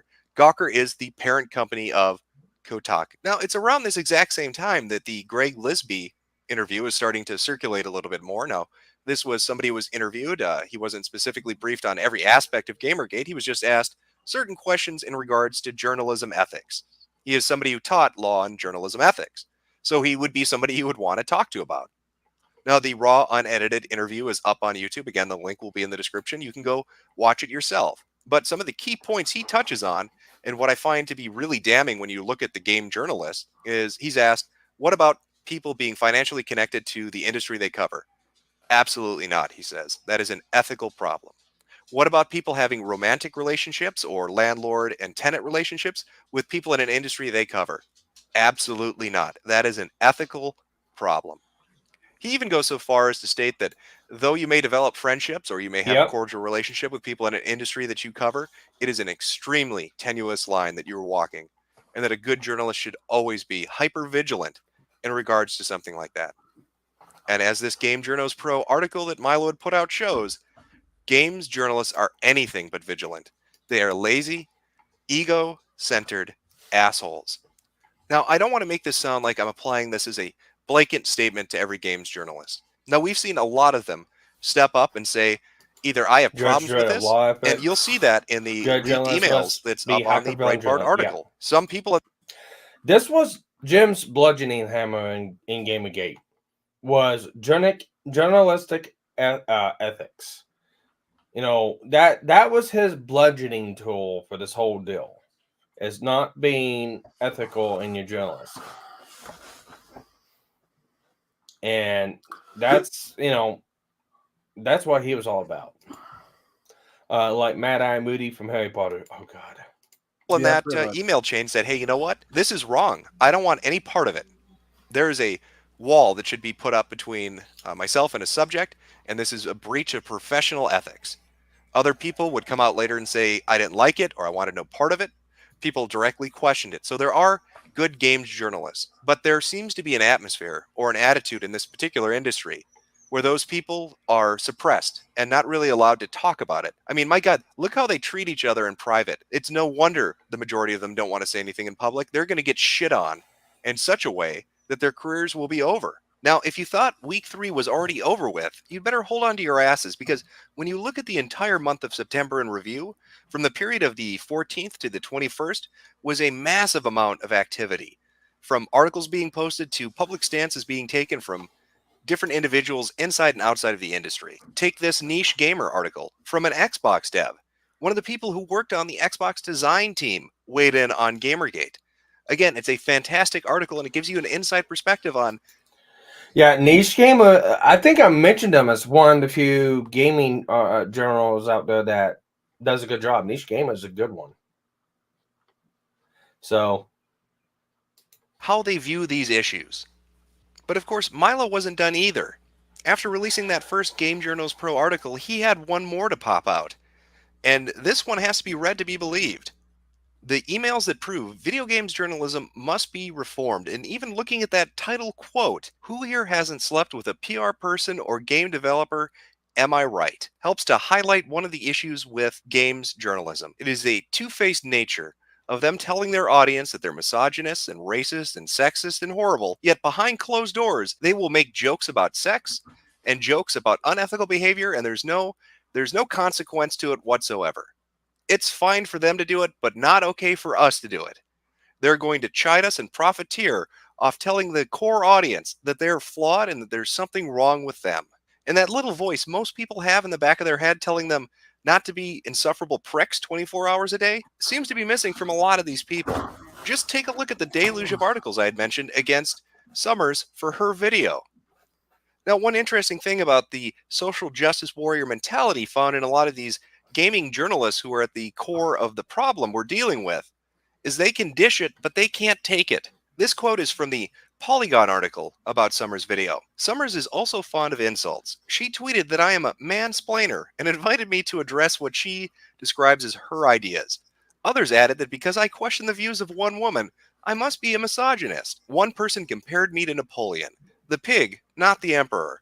I am not the first person to face the wrath of video game sexism deniers. Well, I think the person who wrote this article needs to listen and believe, you mansplaining misogynist. It is yet just another example of how they can fling shit, but they cannot handle it being flung back at them. If you read the email chains that they have between themselves, you'll see how they laud the idea of closing down and heavily regulating comments. They cannot stand when people give them criticism. They cannot stand having to answer for their actions or their statements. It's also by this point in September that we start to see that the people who have been writing and mass emailing advertisers are finally having an effect. Now, there were few that already had come out and said, we're going to pull advertising from these different game journalism sites, or we're not going to associate with them because it's bad PR. But then we see something like this from Rock, Paper, Shotgun, essentially begging for money. Rock, Paper, Shotgun is now running the equivalent of a Patreon account asking you to directly pay them money for merely existing and writing terrible articles. And yet, still there's even more in this third week. The admin of Funny Junk takes a moment to shit on Moot's head and laugh at the fact that he can't handle people talking about something that personally might offend him. In fact, the admin of Funny Junk invites people to come and mock him. And this is just a reminder that Funny Junk is one of the only places that has allowed free discussion about this, up there with The Escapist and a few other image boards and websites. But Funny Junk has had that position from the very beginning. You can talk about whatever you want, put up the content you want to, and we're not going to interfere in any way. Now, most people had probably noticed by this point that NeoGAF had refused to really allow any discussion about this. People had been banned from the forums. Conversations had been shut down repeatedly. Well, it starts to come out that maybe NeoGAF had a reason for that. This article that was put up on the Ralph Retort talks about NeoGAF and the site owner allegedly illegally selling content. Wow.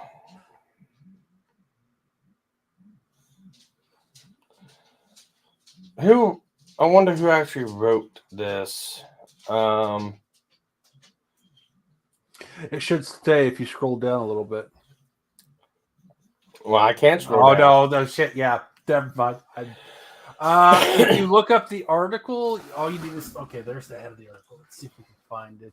I'm really wondering, and Rap took a lot of this shit down too. So but the Wayback Machine. Let me see if I can find it on the Wayback Machine. If I had to guess, I had to say, Gator will probably be the one that wrote about it, because it came out later on with Ralph and Gator that Gator was the one that wrote a majority of the articles on Ralph Retort. And I don't know if Gator was together with Ralph at this time or not. But if he was, I want to say that this is probably one wrote by Gator. MCK's like, what? Wow. Oh yeah, no. Again, this is how Jim met Ralph. It's through Gamergate. This is how Ralph got his name, was through Gamergate.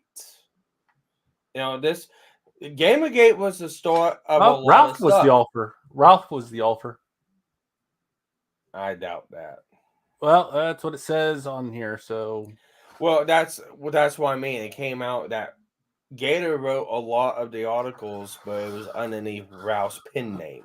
That's possible. That is possible. This would probably be. Yes, what's got you so surprised? Nothing's got me surprised. I'm just saying, it's like, you know, a lot of shit you see within the sector and stuff that's going on, a lot of it stems from Gamergate. Gamergate's what brought a lot of the pieces together. But if it was Gate, it was okay. So it was probably either Gator or Ethan at this point. But probably, like you said, it was probably Gator. But I guarantee it's Gator wrote this one. I'll send them DM later on and ask them. Content to Kotaku for a profit. Now, they had done this action, and then if you look back at the timeline of these events, had changed their terms of service agreement to allow them to do it. But the fact of the matter is, this article points out a timeline in which they had sold the information and then altered the terms of service to make it allowable. Well, bravo, NeoGaf. And of course, who could forget about Dina? God bless Mighty Number 9. You know, banning people that are financial backers to a project because they're talking about something unrelated to that project at different locations on the internet. And then saying, I don't like what you're saying, so I'm going to block you from the forums and from the official Concept Twitter account. This is extra ridiculous when you take into account the fact that one of the backer rewards for donating to the project was forum access. So by banning people from the forums, you are rescinding their reward. Now, people began to ask for refunds. They wanted to do chargebacks, and they were told they couldn't. Well, that's a great job from a really good PR manager. Obviously, she got the job because she was the most qualified, not because she knew people at the company or was dating somebody who worked there. That would be insane. And if you're interested in reading more about how the Mighty Number 9 shitfest is now continuing into Gamergate, feel free to read the Ralph Retort because they have an article up about that as well. And this all, of course, brings us up to the current week, week 4, or the very end of it. And this week has been slow compared to the third week. But then again, with the amount of activity that happened from the 14th to the 21st, it's understandable, especially when you look at it all put together. A lot of things have happened. Well, what happened this last week? Quite a few things, actually. You had the investigator come on to the amazing atheist.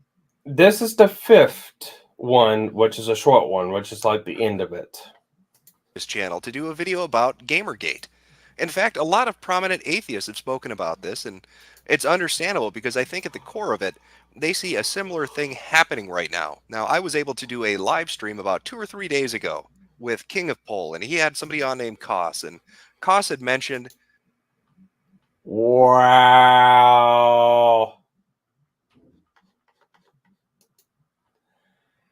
That one I didn't know. I thought King of Pole meant Jim later on after this. Not doing this. Wow.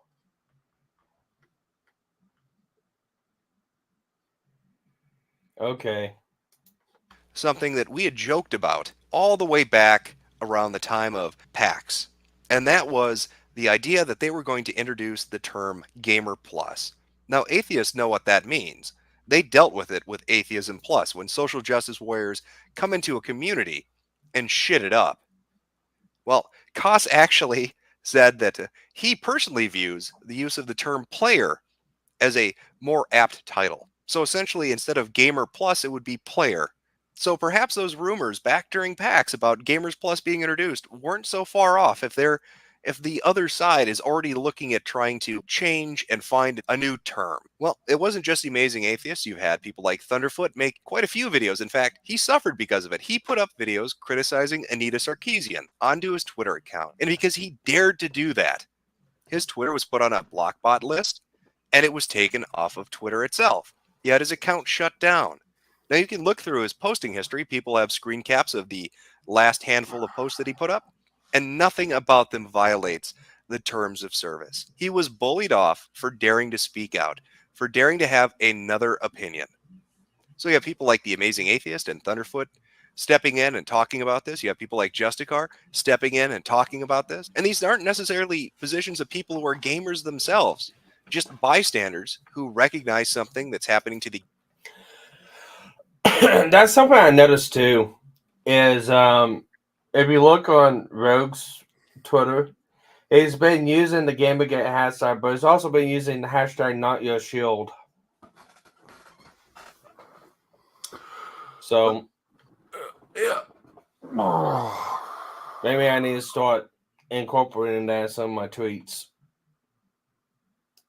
Gaming community that they already went through. You have other signs that gamers are sick of game journalism and they're sick of SJWs in their hobby. One good example of this, another person Patricia personally knows, has a relationship of sorts with, maybe lived with, as you can see in this conversation that took place again on the pig.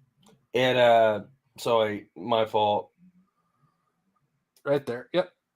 Yeah, my fault. Something fell on my keyboard. That happens.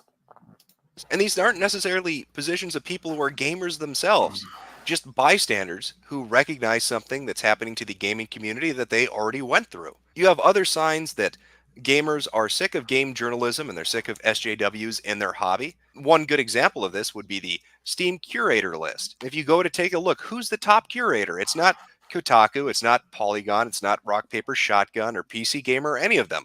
Who is it? Total Biscuit. A top spot for a top hat. And it's interesting too that he has the #1 spot, because if you go and also God rest rest in peace, Total Biscuit.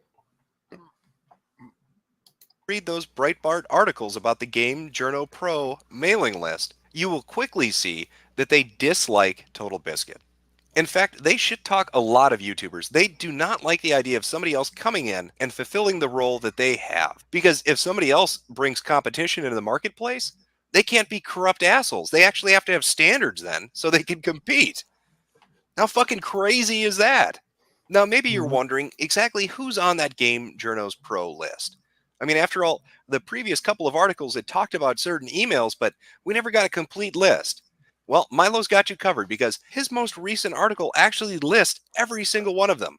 So if you're curious who is working at what website and is a part of this, go check out the article because it will have their name listed. So, for reference, it probably wouldn't be a bad idea to look up this article. Let me look at it. I have it right here. And get those names and compare them with what's going on right now. It probably would not be a bad idea. Let me look. Okay, hold it there for a second. It's the list of every journalist in the gamer. And where they work. Now, some of you may be familiar with the Sarkeesian Effect documentary. That is still up on Patreon. Right now, it's sitting at $6,600 a month. That is $6,600 of people's money that they're willing to put forward towards this project because they want to hear a different viewpoint. They're so sick, so absolutely tired of games journalists creating an atmosphere where people can't criticize or bring up other points of view. I mean, look what happened to Thunderfoot. He tried to use a social media service to air his opinions, and he was cut off at the fucking knees for it. So it's not a surprise that people would go and try to fund their own documentary to bring up an opposing viewpoint, because God knows where else are they going to go at this point. But every day this goes on, every single day it continues. It builds momentum, even during the slow days, even during the slow weeks. Hell, just take a look at the hashtags for Gamergate or Not Your Shield. This week, Gamergate surpassed 1 million tweets, and Not Your Shield is well over 100,000. Now, those numbers on their own are impressive, but when you consider the fact that multiple sites have refused to allow people to comment, from NeoGAF to 4chan, TV Tropes, and others, it is a remarkable thing that this has any momentum to it at all. But it shows the fact that gamers are sick of being talked down to. They are sick of corrupt people trying to act as if they don't have to have ethical standards. They are sick of people acting like the indie scene and games in general don't have issues to them. These past 4 weeks have highlighted that. And it has been one thing after another, momentum building upon momentum, bombshell after bombshell after bombshell. And when you sit back and you really take in the full picture, It is quite fucking remarkable.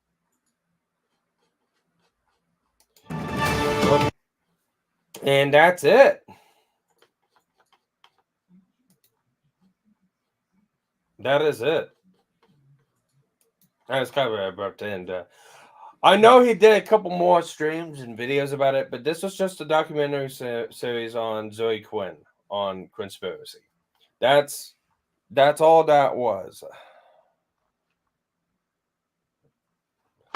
All right, there you go. There's up 11. Here, I'll send you the link to the article, Sparky. Okay. Send back office, you send directly. I'll send to back office. That way Ron can look at it too if he so feels like it. He probably has it, but just in case he doesn't. Yeah.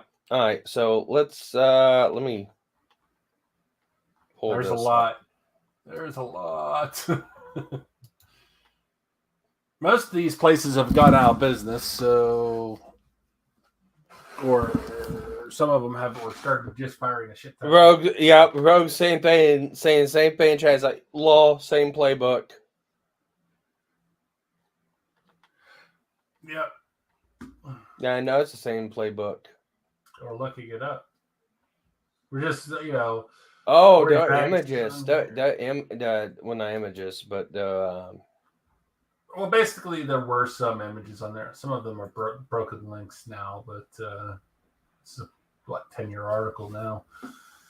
Oh, here we go. The journos wrote out. Yeah, the journals. There's a list of actual names at the bottom. Yeah,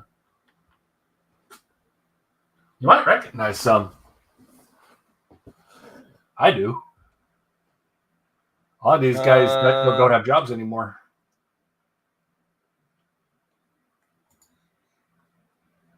Oh, it has links to their Twitter. To the Twitters.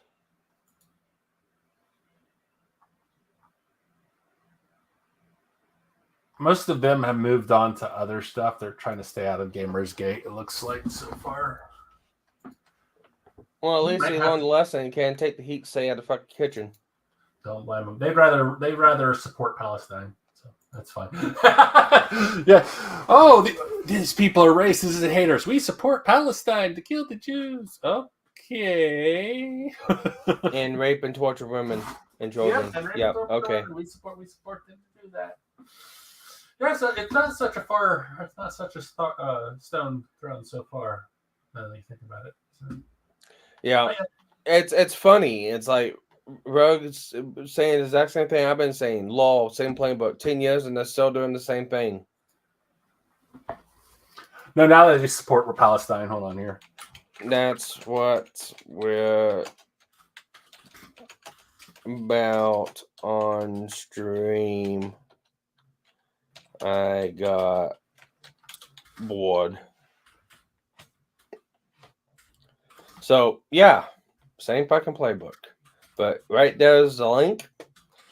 Anyone looking into the Gamergate stuff or Gamergate 2 stuff, take this list. See if any of these people on this list is related to the Sweet Baby Inc. stuff. Now, that doesn't mean do harassment, anything like that. It's just see if any one of them are on the Sweet Baby Inc. stuff. And if they're not, okay then. If they are, make light of it.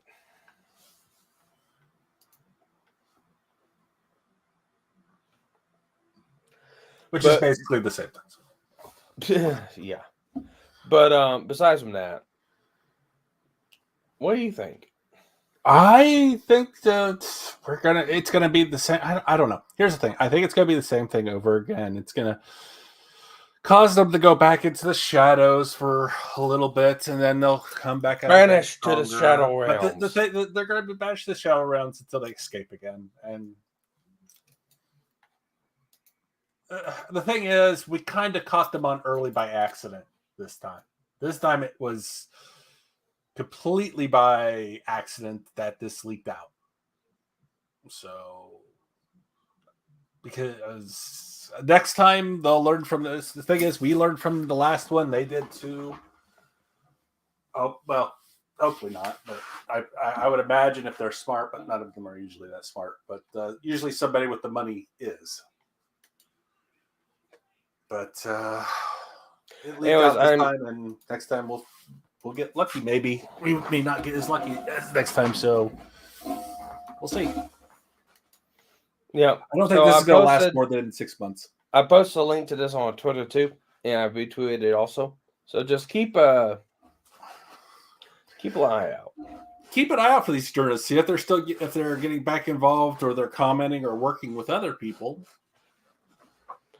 To get Call them out. It's like, hey, you were a part of this the first time. You got anything to say? No, don't call them out. Watch closely, because the second you call them out, they'll block you. What I'm saying is watch, report, tell people that you trust that are right now in the Gamergate thing too, and we'll shed some light on them, or somebody else will. But hopefully, right now, don't call them out. Watch and listen, because if the second you call them out, they're just going to go dark. So keep an eye for now. That'd be my suggestion. You don't want to. You want them to get enough confidence to where they'll come out and start talking about this shit openly, which they kind of do to a point. But you don't want to scare them back into the dark where you're not going to find them. Yeah, that is true. So with that, we're going to get going. There's nothing else to really talk about. I wanted to go over the Aristocrat stuff on the Quinnspiracy and go from there. Like I said, this doesn't mean we're not doing next Monday. We're still doing next Monday. It's going to be Tonkasaw next Monday, 8 p.m. Central Standard Time. Jim versus Tonkasaw. Episode 2. Well, episode 3, since this is episode 2. But yeah. If I end up getting called in, not called in, but if I'm still laid up from this back injury, I might do more. I might game. I don't know. I just know I've been extremely fucking bored. Usually whenever I'm home or off work, I usually do stuff outside or in the garage. But yeah, that requires physical work and labor that I'm not capable of doing right now. So with that, thanks everyone who joined in. Thanks for everyone who commented, who liked. Remember, if you're not subscribed, subscribe, hit the like, share the video around everyone, and we will see you in 2 hours, actually. 2 hours, we'll be back. 9 p.m. Central Standard Time, we'll be back tonight on this channel with GNF on Fridays, or with Televisible.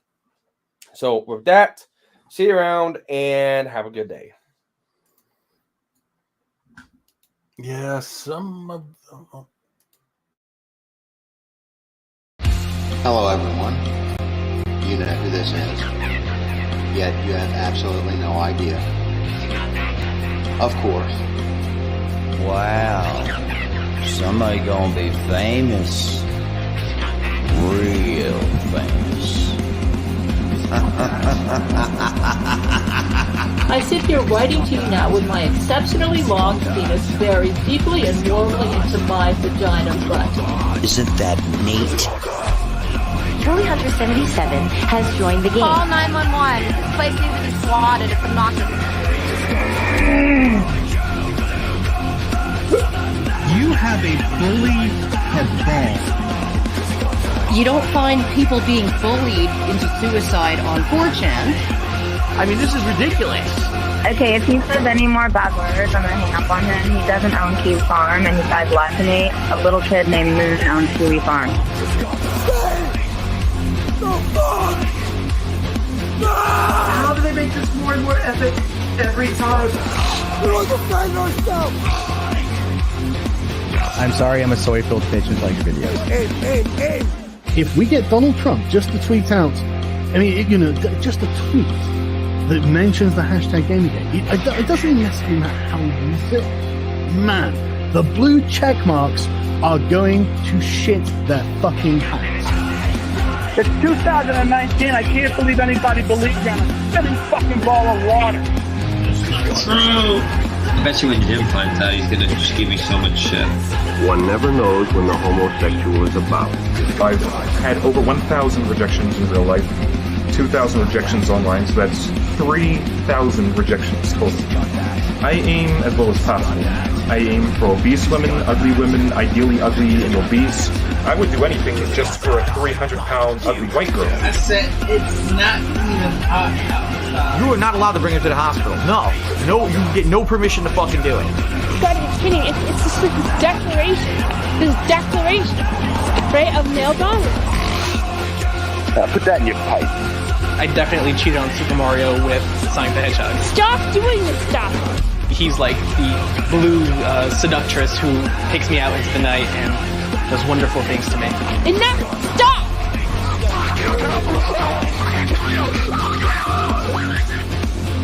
How can a Yorkshire Terrier live in the wild?